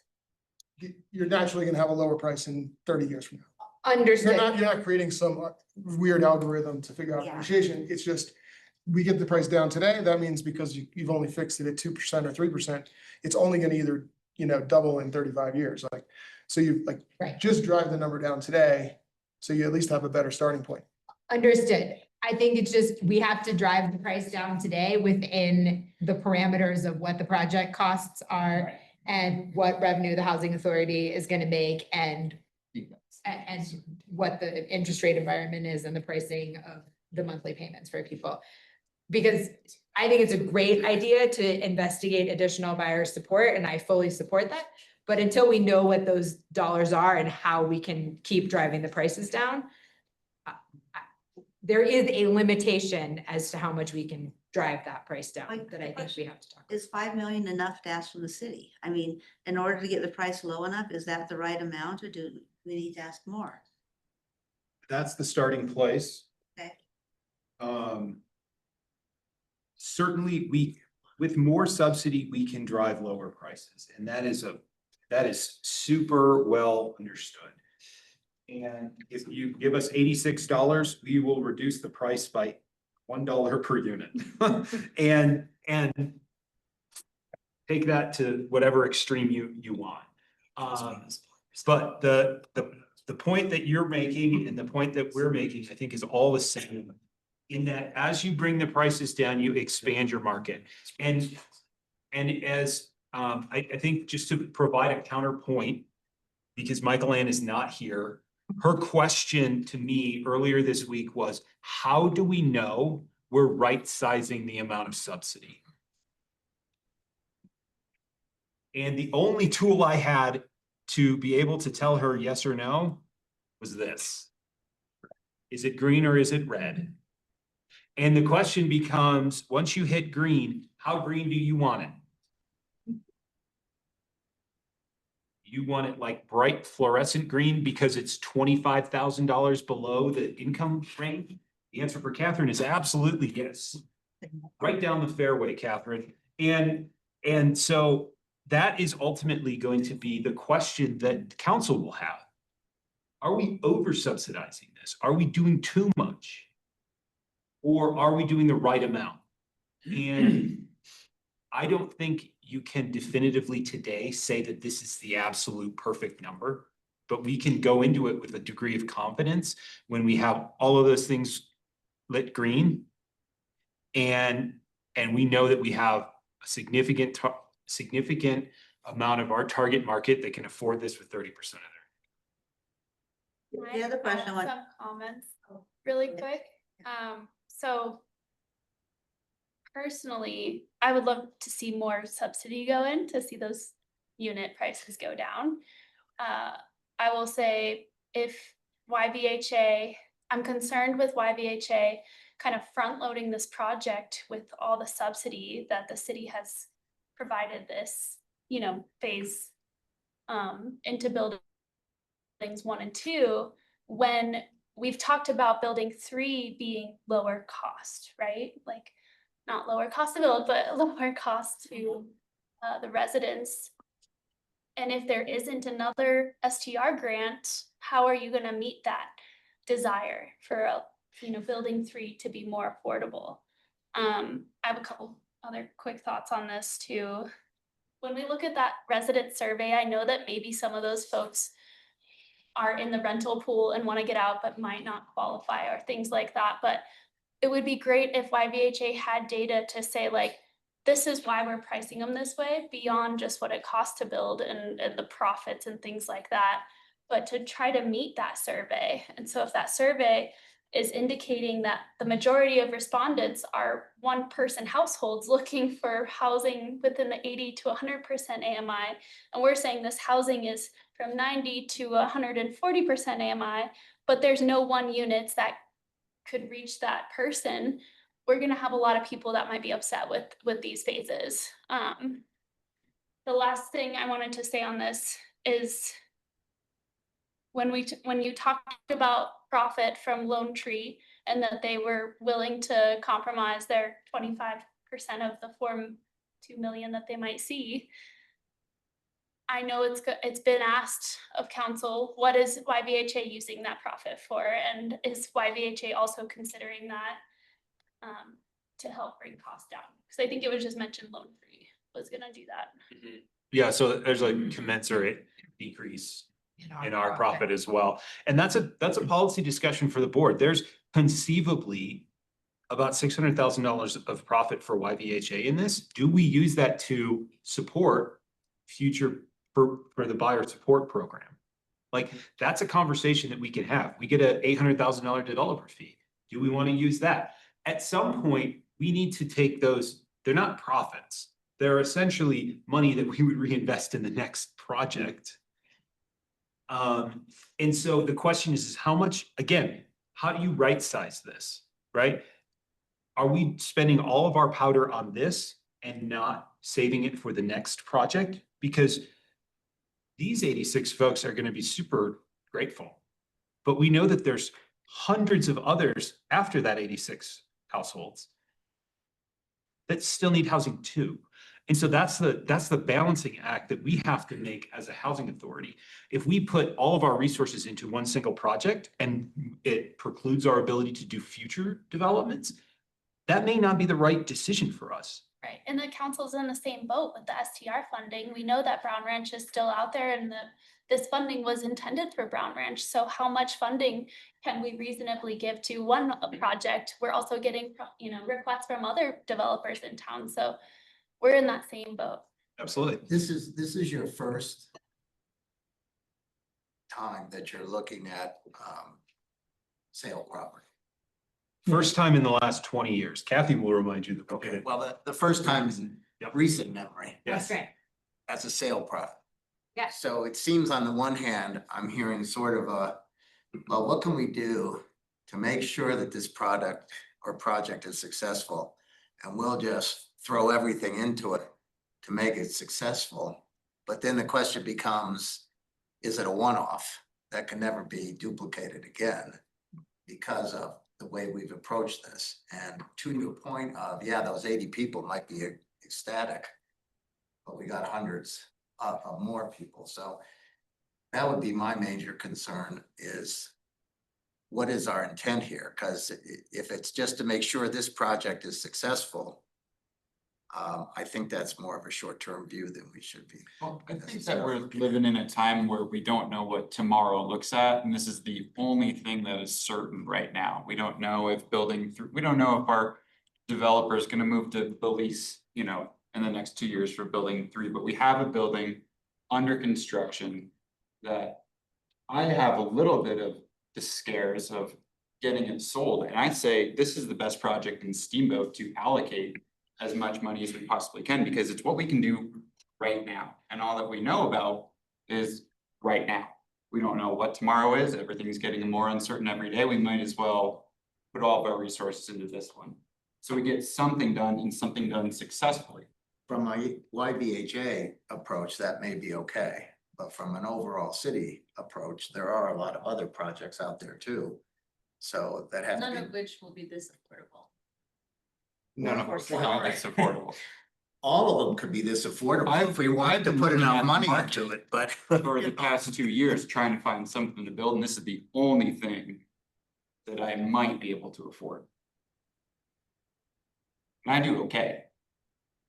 I think it's a balancing act for both the city and the housing authority. And I appreciate what Reese is saying, which is that we really need to make sure that this project is successful for the people that are gonna be buying it, but we also need to make sure that we can execute on our mission going forward.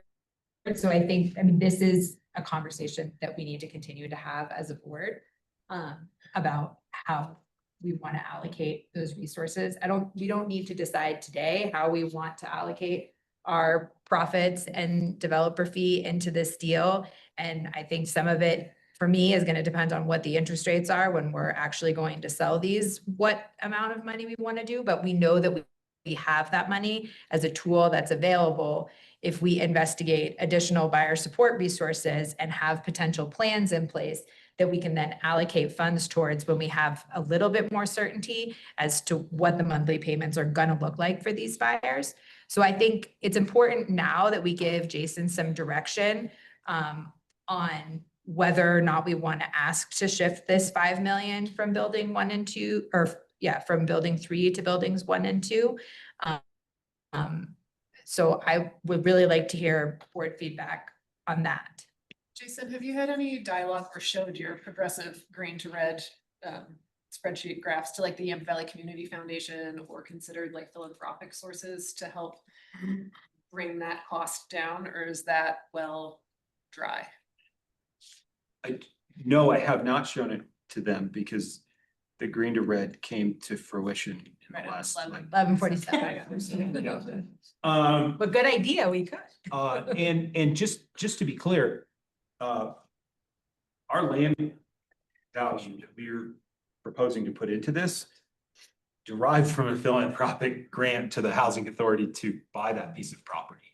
And so I have not. We do already have some philanthropic resources put into this in the land value. So I'm happy to explore, some additional sources. I don't know if those wells are dry or not. We haven't tapped into them recently. Usually I have to leave before the tap opens up. I don't know why that happens. Since you're gonna be gone for a couple. That's right. Yeah. Floodgates open. Leverage that moment in time. So if we can take these maybe like 1, 2, 3, 4 and just give like a thumbs up, thumbs sideways. I'm stealing something from the DST meetings. But it seems to work. I guess, does that work for you? Yeah. Okay. Yeah. Patrick's got his hand raised. Patrick. Oh, yeah. Yeah, thanks. I'll give my thumbs up partially here. I mean, Leah asked for feedback on those specific points. I would support approaching the city to move the STR funds. I would also have a discussion with them about whether or not there's additional money that could be allocated to it, mainly for the reasons that Reese pointed out. I totally agree with them on that. The need for this innovative and groundbreaking project for the YVHA to succeed. I would also support a consideration of additional measures to drive affordability down, particularly some of the smaller units, just in response to Catherine's concerns, such as the developer fee deferral or the profit share, recognizing that those funds are what we use to seed additional projects in the future. It's really important that we take a portfolio approach on an ongoing basis, that we have a variety of projects that suit different target markets and different needs, including rentals. The development team is very much aware of that, but that's where I would stand on that. Okay, thank you, Patrick. Yep. I mean, I'll jump in on what Patrick said. I think shifting the $5 million makes a lot of sense. What the future is for building 3, I'm not sure. Building 4 is a rental property, probably going to be a tax credit deal of some sort. And it's different. It'll be just very different. If we were to go back to the city and said, gee, can we have more money? I would look at the interest rate buy down issue, if we can resolve among ourselves. Because that has the greatest leverage in terms of people's ability to afford. I would leave the costs where they are, because we do need money for future projects. But I think we need to look at the additional buyer support that you already referenced. So one of the questions that has come up in our housing subcommittee when we talk about these SPR requests is, will there be another request for building 3 then if we move those funds? So I'd like the board to kind of think about that too. I don't think we can possibly forecast that at this moment in time because we don't know what building 3 and building 4 are gonna look at. So I would say that depending on what those projects look like would be when we would come with the request. I would say that if the market continues the way that it is now, I wouldn't be surprised if we can have more funding because as Chris said, costs are expensive and they just sort of keep going up.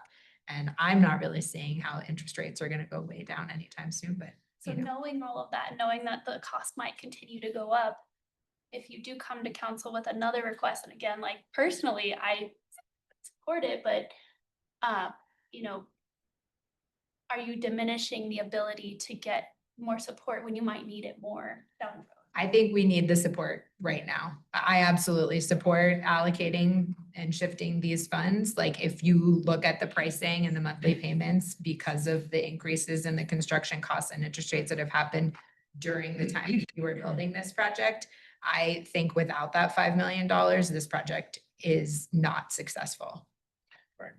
One, Chris. Oh, sorry. Go I ahead, didn't Chris. see you. I was just gonna comment that, a couple city council folks, but, and this is as a member of the community, like, we've made a bunch of phone calls, we talked to a number of other communities that are way down, further down the road than we are. We are just gonna have to, as a community, subsidize every single housing unit to the nth degree, whether you like it or not. So the idea of like, are we gonna have to come and ask for funds? Like yeah, you're gonna have to come get funds. Like single thing that you do is gonna have to be subsidized. And if you're gonna do a project, and I'm not gonna say these guys are super experienced and the best developers in the world, but they're not bad. And like, they're a really good partner. They have the aligned interests of the community. They genuinely want cheaper housing. So like every single time you're like, oh, are they gonna have to ask for funding? Yes. Yeah, anytime you create housing, that's gonna be affordable. It needs to be subsidized. And if you go to Aspen, it's $1 million a unit. If you go to Breckenridge, I don't know what it is, but it's a lot. Like, you just need to pay it down. Anyway, here's mine. The one thing I would add is we will need to go back to the city. Not for this project, but for something like USFS. And that's going to be a significant cost. And we have quite a bit of selling on that and thinking on that in terms of how we do that. I'm gonna reiterate what Chris said. For every affordable housing neighborhood apartment for sale rental is gonna require significant subsidy. It's gonna require a recipe, which Jason's already put together. You've done a fantastic job on that with your team. It's gonna have to be subsidized. Look at what they're doing in Breckenridge. The subsidy was huge. It was like $44 million. I mean, Broomfield, the total subsidy combined, all the entities is $33 million. We passed the SDR tax to build affordable housing. Let's use, and it's continuous, it's every year. Let's use it to build affordable housing. And I think the city council needs to look at the best cost reward for it. But for sale units, I mean, what Araceli said was powerful and accurate. I mean, I was always stunned that we thought we could put this together without subsidy from the city. My biggest question is whether it's enough. And I do have one question though, Jason, this, because I've heard this at various community meetings. I think it's inaccurate information. And this is something where Mark can jump into, and Chris, is that our developer partner and the housing authority is making too high of a profit on this. And that it's not consistent with market profit and developer fees. And I think this is, I don't know, is this standard? Is this reasonable what we're making and the developer a profit on this? It's about 10%.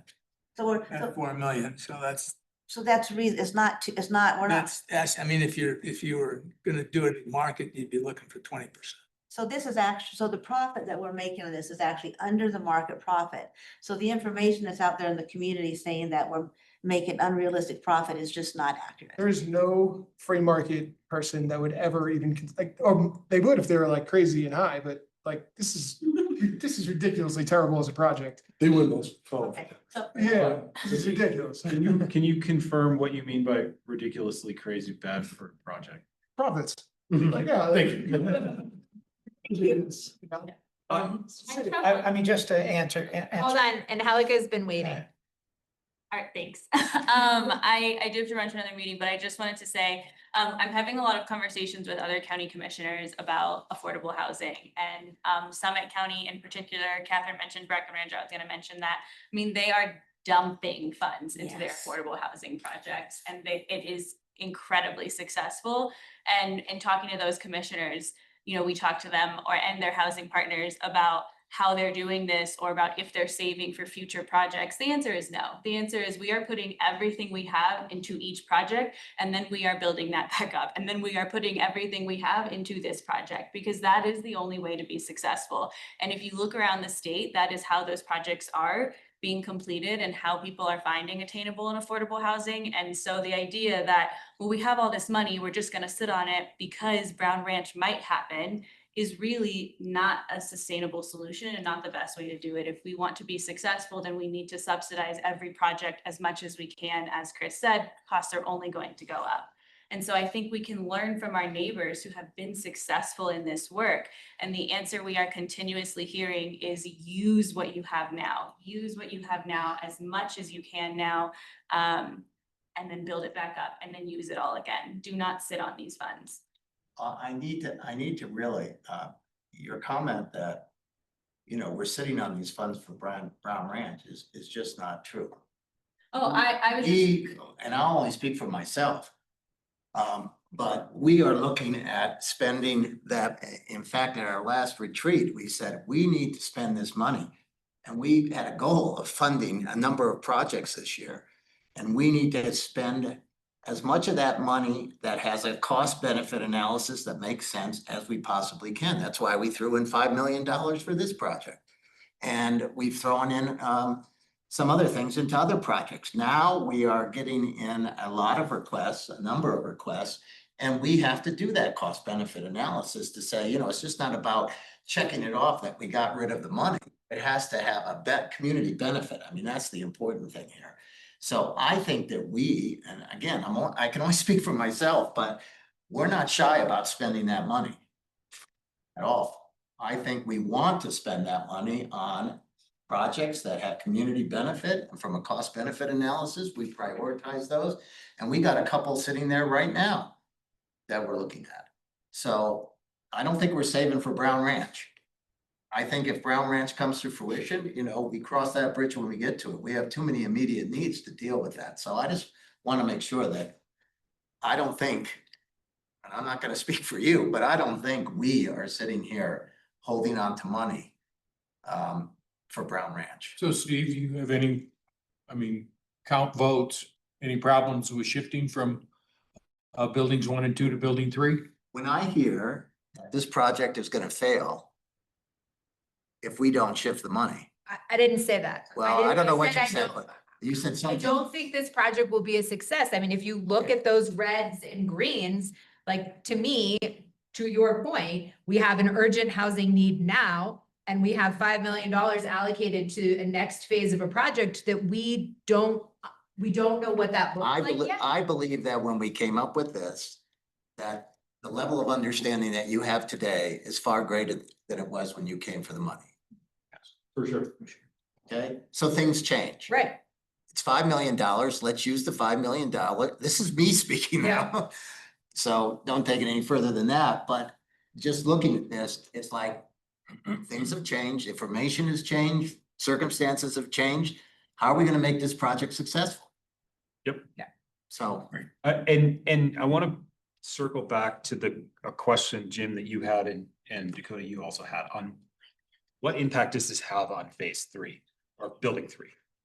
And embedded in the cost for phase 1 are improvements that we had to make to the site that don't simply benefit buildings 1 and 2, phase 1. There was a lot of work that needed to be done on the site to get it ready for development, and some of that benefit extends beyond buildings 1 and 2. And so what that means is that at the end of this day, when we sell this project out and it's successful, we are set up for success with buildings 1 and 2 with some added value on that lot. There's infrastructure put in, there's grading that's been done. There is fill that's been done and retaining walls that have been put in. All of that value is built into that site now. And so that's an important component of this, is to know that like when we're able to do this, we can now build out buildings 1 and 2, sell them at a price that's really affordable to our community members, and then look at the next phase and be in a really good position with infrastructure in place, land free and clear, and build out whatever that next development is. And it might be exactly different. And so we can't tell you what it's going to be. And so we can't tell you that we're going to come back and ask for 3 million, or we're going to ask for $86. But like we're going to be setting ourselves up for success with phase 2 by shifting that money to phase 1 and really executing well. Shifting that from phase. What timeline might look like if you were to make an additional request of council for this initial phase? Would that be at the June 3rd meeting, or? I am simply going to ask to shift the 5 million from building 3 to buildings 1 and 2. Unless I get direction from the board that you want me to ask for more. Or the city council goes, 5, we got you. I don't know if they're gonna do that without a request. There's another thing here that you need to answer for us, and because this comes up. We know about this right now, that you want to, well, you haven't decided, but let's assume you decide you want to shift the $5 million. Okay? Next Tuesday night at our next council meeting, that should be brought up, in that the housing authority is going to be coming to us to shift those funds, rather than just surprise it on council on June 3rd. It's on the agenda for June 3rd, so. I know it is, but is that amount on, is that actual on there, the agenda to shift the 5 million? Okay, but what I'm saying is. Yeah. Most people aren't following this. Are you saying so that the public is apprised of that, or? I just other think council it's people? something that we should make aware from this meeting today, if that's the decision you make. And that we're not gonna say anything till the June 3rd meeting. Are you okay with that? Like, you know, as part of. As a city her council update to- report. Yeah, 100%. Yeah.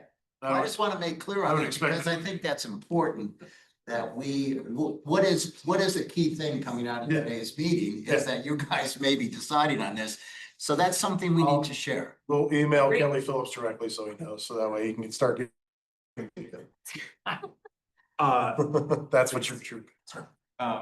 Number 1, yes. Number 2, ask for more.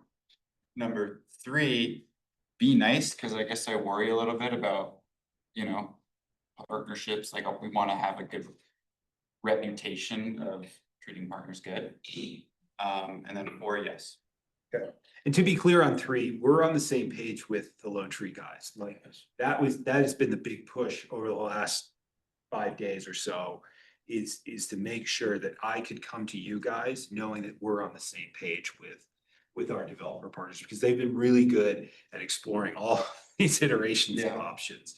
And so I want to make that super clear. I did everything Lise just said, 1, 2, 3, 4. Okay, does anybody else want to make any comments on these directions, or should we do these thumbs up, thumbs downs that Jason was asking for? Because for me, trying to count Reese and Lou and everyone separately, there's too many of you. Just the assumptions on number 1, because there are so many moving parts to establishing a monthly payment. Yep. Those are not set in stone, correct? I do think we're No, undershooting a couple And things. what I want I think to, we're overshooting. Undershooting. Oh, undershooting. I was like, really? Where do you think we're? overshooting? ultimately, we are going to have to say, this is the price. Our goal would be that happens between the deed restriction qualification and the lottery. So that would be sometime August, September. Okay. Perfect. And so, but that gets us closer to knowing what the native interest rate environment is going to be. We will have gone through the process with Steamboat Association Management of setting the HOA budget. We'll know exactly what those HOA fees are going to Insurance. be. We will be able to have just a better number on insurance, on taxes, so that we can and again, like taxes is a function of what the unit costs. So as that fluctuates, that number's gonna change and all of those sorts of things. So my goal is that we will come to you and at some point in time, we have to say this unit is this much money, right? Because there's a transaction that actually has to occur for a certain amount of money. We can't transact on a monthly payment. But that will happen over the course of the next several months. And that there will be sort of a setting of those prices that are influenced by all of these factors. So then I had a question on 3.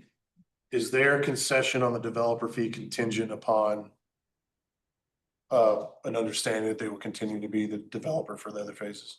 No. No. I mean, to be clear, they really want to be our partner Oh, yeah. for the future phases. There's no doubt.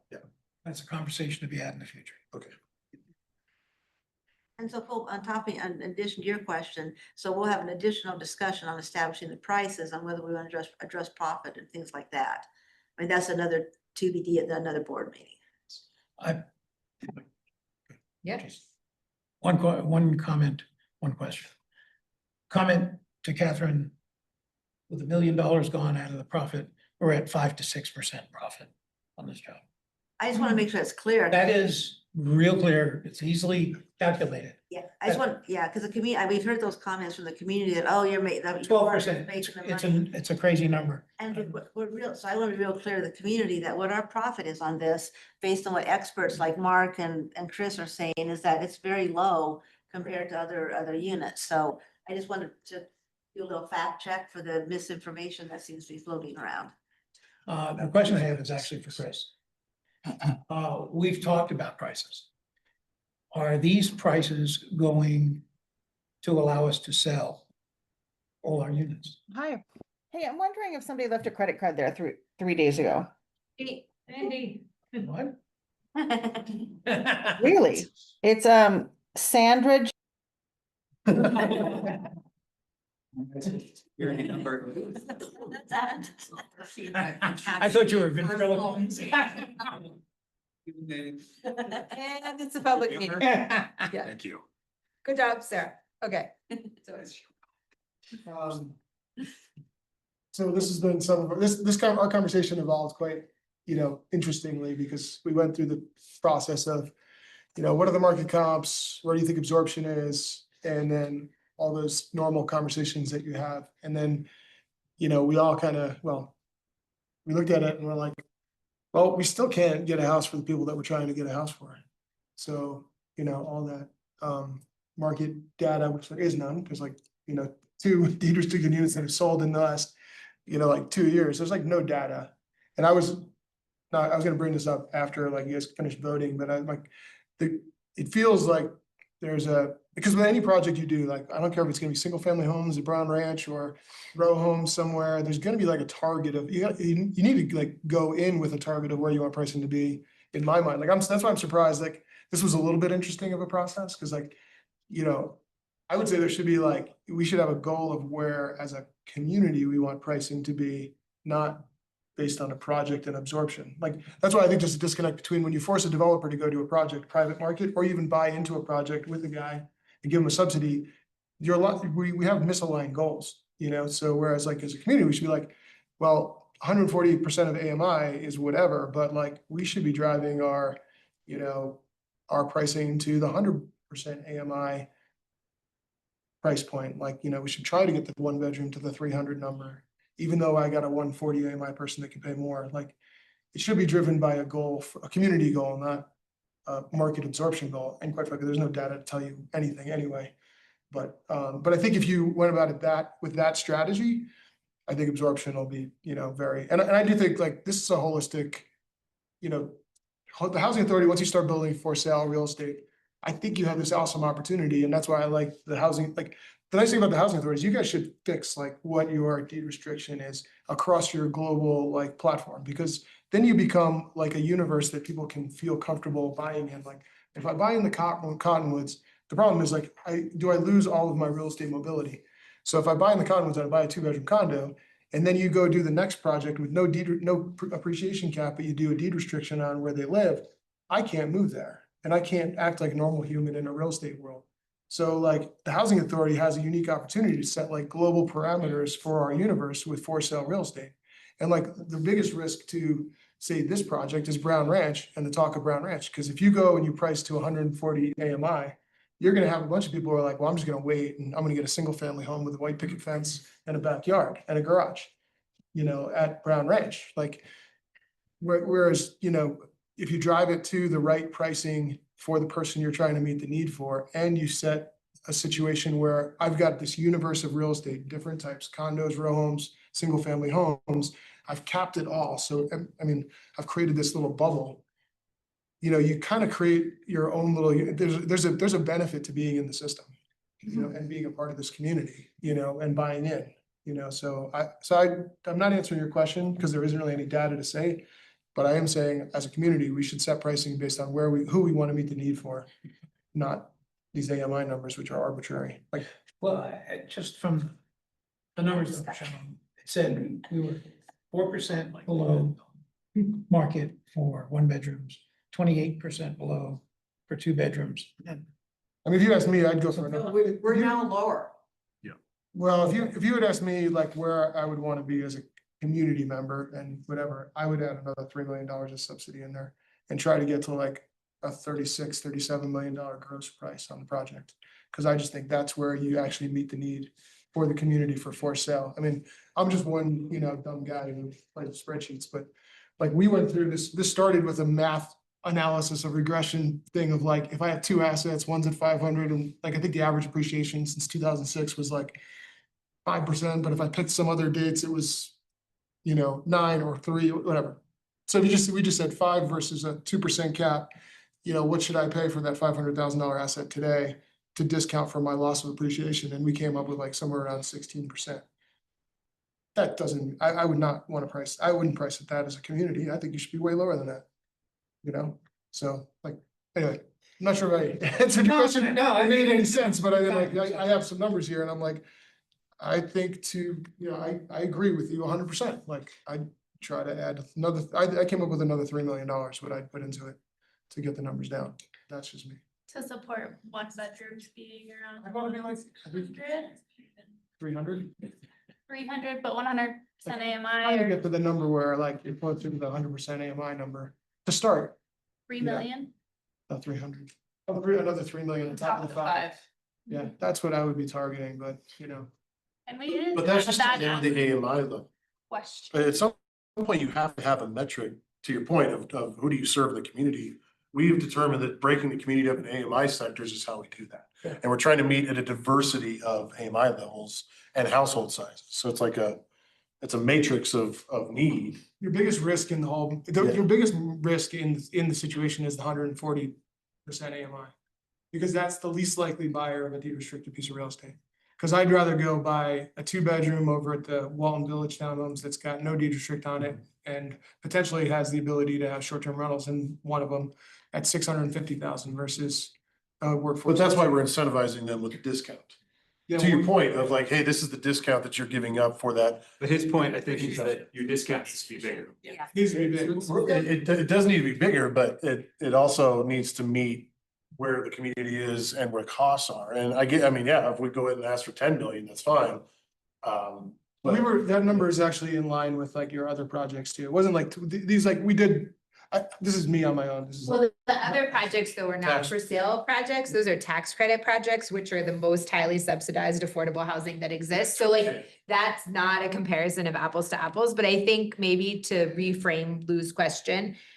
For me, it would be helpful rather than you giving us a dollar amount that you think we should ask for from the city, but is there a discount to market, especially on those 140% units that you would like to see in terms of our ability to successfully sell them? And just And I don't disagree with you that we as a community are looking at this pricing and trying to ensure that, you know, we're getting great affordability, but at the same time, we also have all of the same normal constraints that developers do, which is like, we have a for-profit developer partner and we have to make sure that we have resources to cover that. So it is a balancing act. And I think understanding that discount to market is maybe a way that we can utilize some of your expertise to think about how we might add additional subsidy to this deal.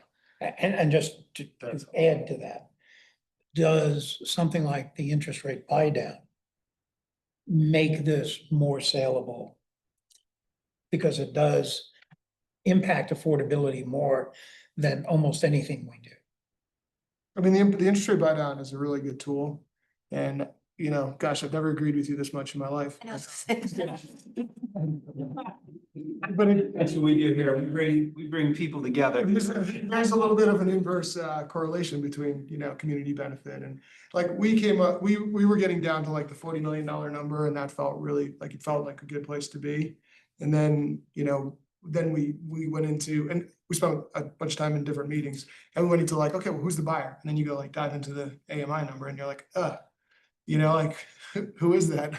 Who is that person? Can we go a little bit lower? And, you know, and there's definitely a stratification of different units in there. So, you know, I think the 5 million is without question, definitely should do that. And then if you could somehow come up with a little bit more, I think you could put together a better stratification and price point that I think you'll be successful. I'm not saying it would be unsuccessful either, because like there's lots of levers to make this a really successful project. So success is on the level of like, am I successful in executing my project as a guy who built it? Or am I successful as a community in creating the most, you know, reduced price houses? You know, so there's a balance here.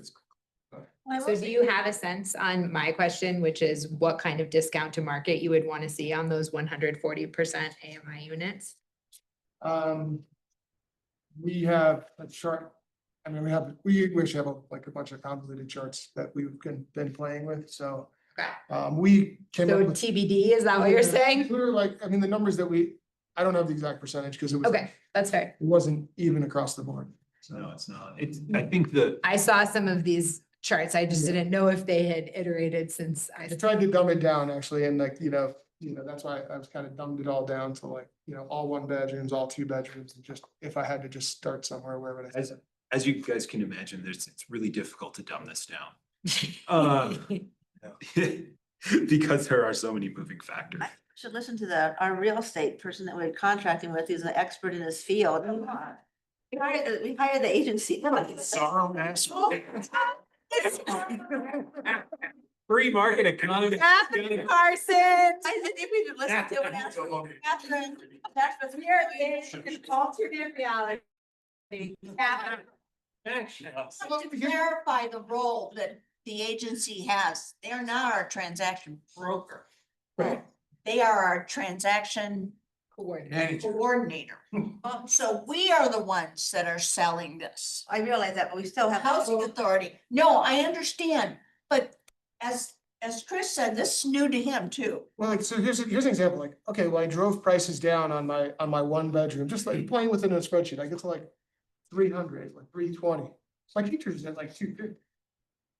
Like, that's the interesting reality of the whole conversation. Is that like, I like really subsidized and I got myself down to like 310, 320, whatever, from the 400 or 430. And well, my teacher's still hanging out at 250. That's where those supplemental programs will really So, come into play. Yeah, and at some point, the individual borrower is gonna need to access programs that Correct. And they're also, I mean, we're running this at a 5% down payment. I know that there are people in this community who have been waiting for an opportunity to buy here that are gonna have more than 5%. So yes, we're not gonna be able to access all of the teachers, especially those who don't have money that's saved up. And I think, you know, those are goals and things that we definitely want to drive our mission towards. But I think we need to add subsidy to this deal to make it successful, but I would caution us to throw everything that we have at it because we have other projects and we have a lot of people in this community that have a need. So I feel comfortable with the $5 million number now, knowing that we have additional profit and developer fee resources that we can put towards this.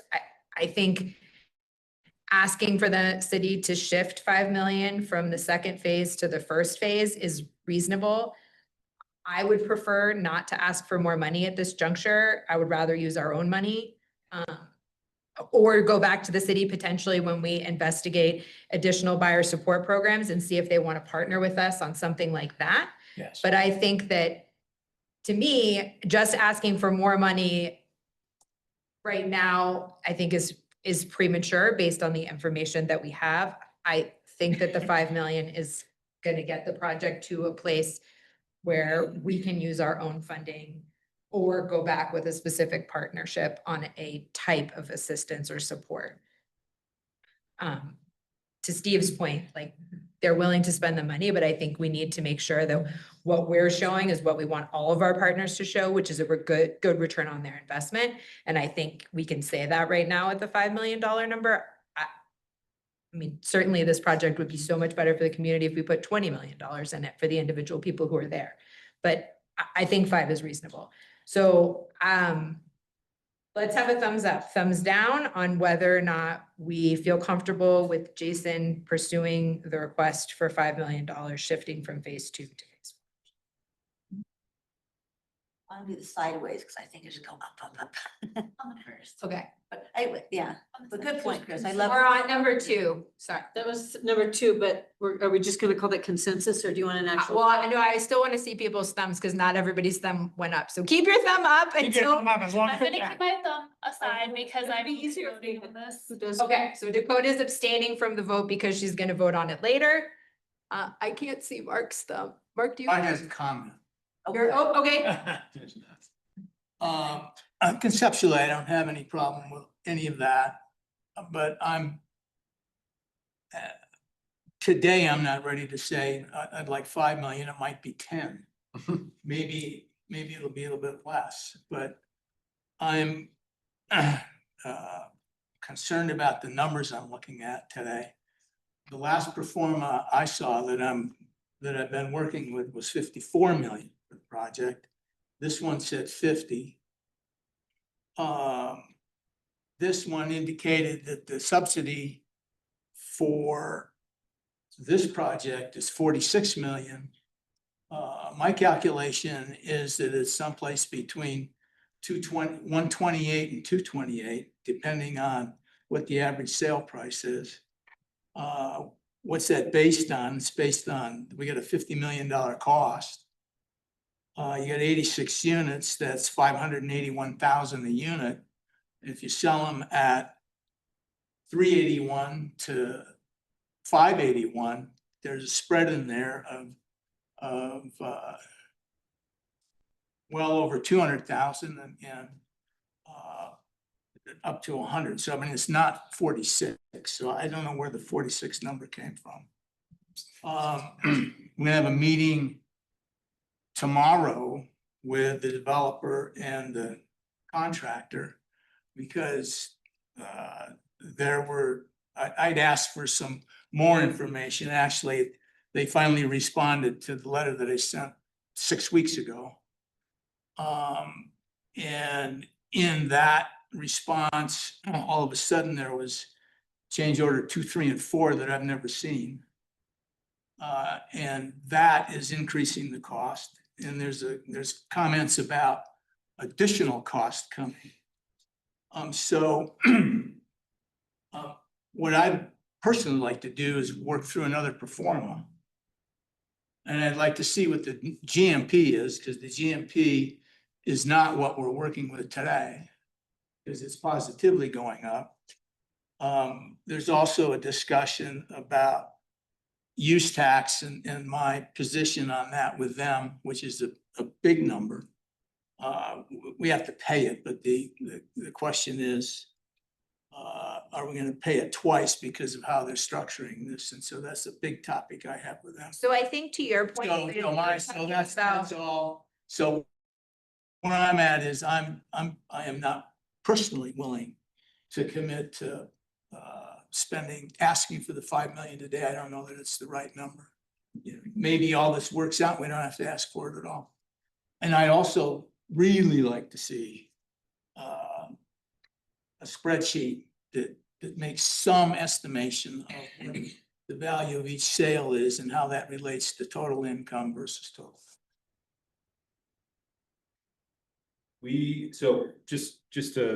Just so everybody knows, those types of details we will go into at the development team meeting. And Mark, I can sit down with you on the side and we can go through that. And also the details of that and what the negotiation is going to be with our developer partner are going to be part of this future board meeting discussion that we will likely have some in executive session, because we're going to be instructing negotiators in terms of revising that partnership agreement. And while I agree with you that we do not have a 100% definitive knowledge of what we should ask for from the city, and that's the reason why I would advocate to ask for the transfer of the money from phase 2 to phase 1. I'm certain that if we magically don't need all of that money, they'll gladly let us send some of it back to phase 2. And that's also, Mark, to your point, the reason why I don't think we should arbitrarily increase the ask at this moment in time, because I don't think that we have enough information.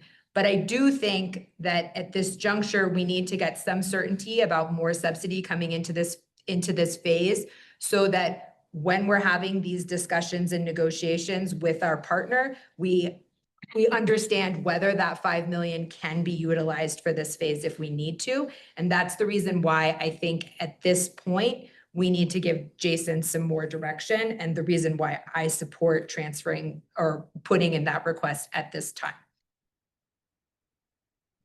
Okay. Any other comments on this?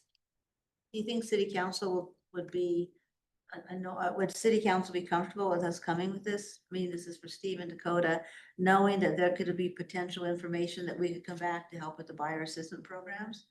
Or do you guys rather have it all at once? I mean, is this a good process for council based on your guys' opinion?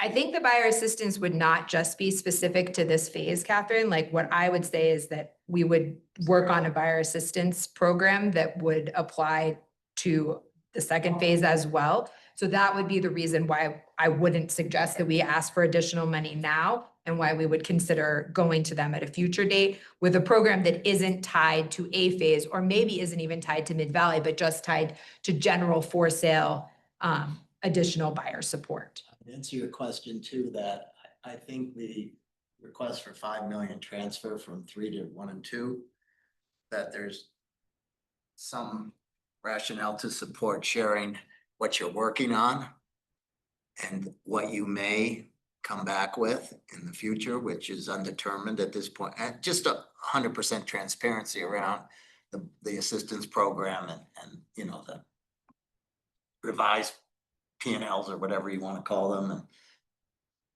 I think that's appropriate to give everyone a heads up. But are you saying we should have, you know, just Dakota and you saying things at council meeting, or are you looking for us to make a presentation similar to what we've seen? I don't think it would hurt to inform council a little bit more on the status of Cottonwoods, but I agree with Steve. There's a, like, the flip side, if you only come back and say we want the 5 million moved, it's like, cool. And then to come back again and maybe not, you know, let council know that you might be coming back. There could be people that say, oh, like they keep coming back for the same project, and, you know, we just don't know when it's gonna end or something. And that person could feel that way no matter what. So I think you do what you feel comfortable with, but if you feel like there's a good chance you'll come back, maybe just letting them know that would be helpful.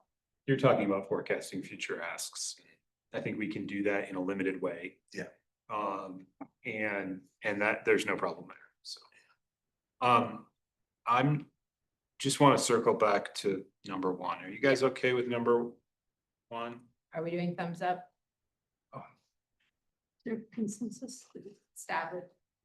Are you asking if there's consensus on number 2? Well, I was asking about the second one, whether or not we decided there was just consensus in general on number 2 regarding the 5 million only, but not the ask for more.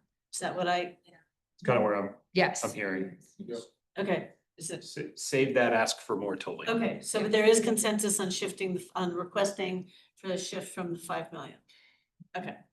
I believe so, based on the thumbs that I saw raised. And now we're putting our thumbs up for number 1, which is to establish pricing based on affordable monthly payments. Patrick, is your thumb up? It is, I see it. I see your thumb. Is there a thumb? That's great. Okay. So 1 is the monthly payment one, and we're seeing consensus on. Yes. My one comment / question on this one is, you know, when we look at those HOA fees being built into those costs. Or, you know, not built in, but however you want to say that. Yeah. And those are average HOA costs that you're looking at, right? Not below market rates, so to speak. Yeah, they are what they are. I mean, like as far as what it costs to operate that property, because we don't have a way. Outside of just like seeding the HOA, like with the first year's HOA payments are on us. You know, like nobody's gonna like people are still gonna get underwritten to the fact that they have to pay an HOA fee. So we don't have a way to like over time subsidize that. If that makes sense. Like the way that we would do that is either through different buyer assistance programs, because the cost to mow the lawn and to take care of the elevators and to keep the property looking great is just the market cost of that. I'm assuming YVHA is gonna try to work out a deal that's as low as possible. For sure. Yeah. Yep, and that's like, that's why we did an RFP for a property manager and we're working closely with them on the budget. Thank you. Okay. What do you want on number 3?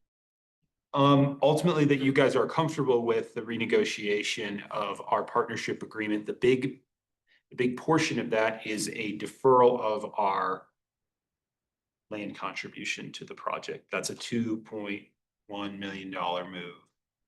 That was land that was donated to YVHA. We put that in there as a reimbursable expense to us as part of the project originally.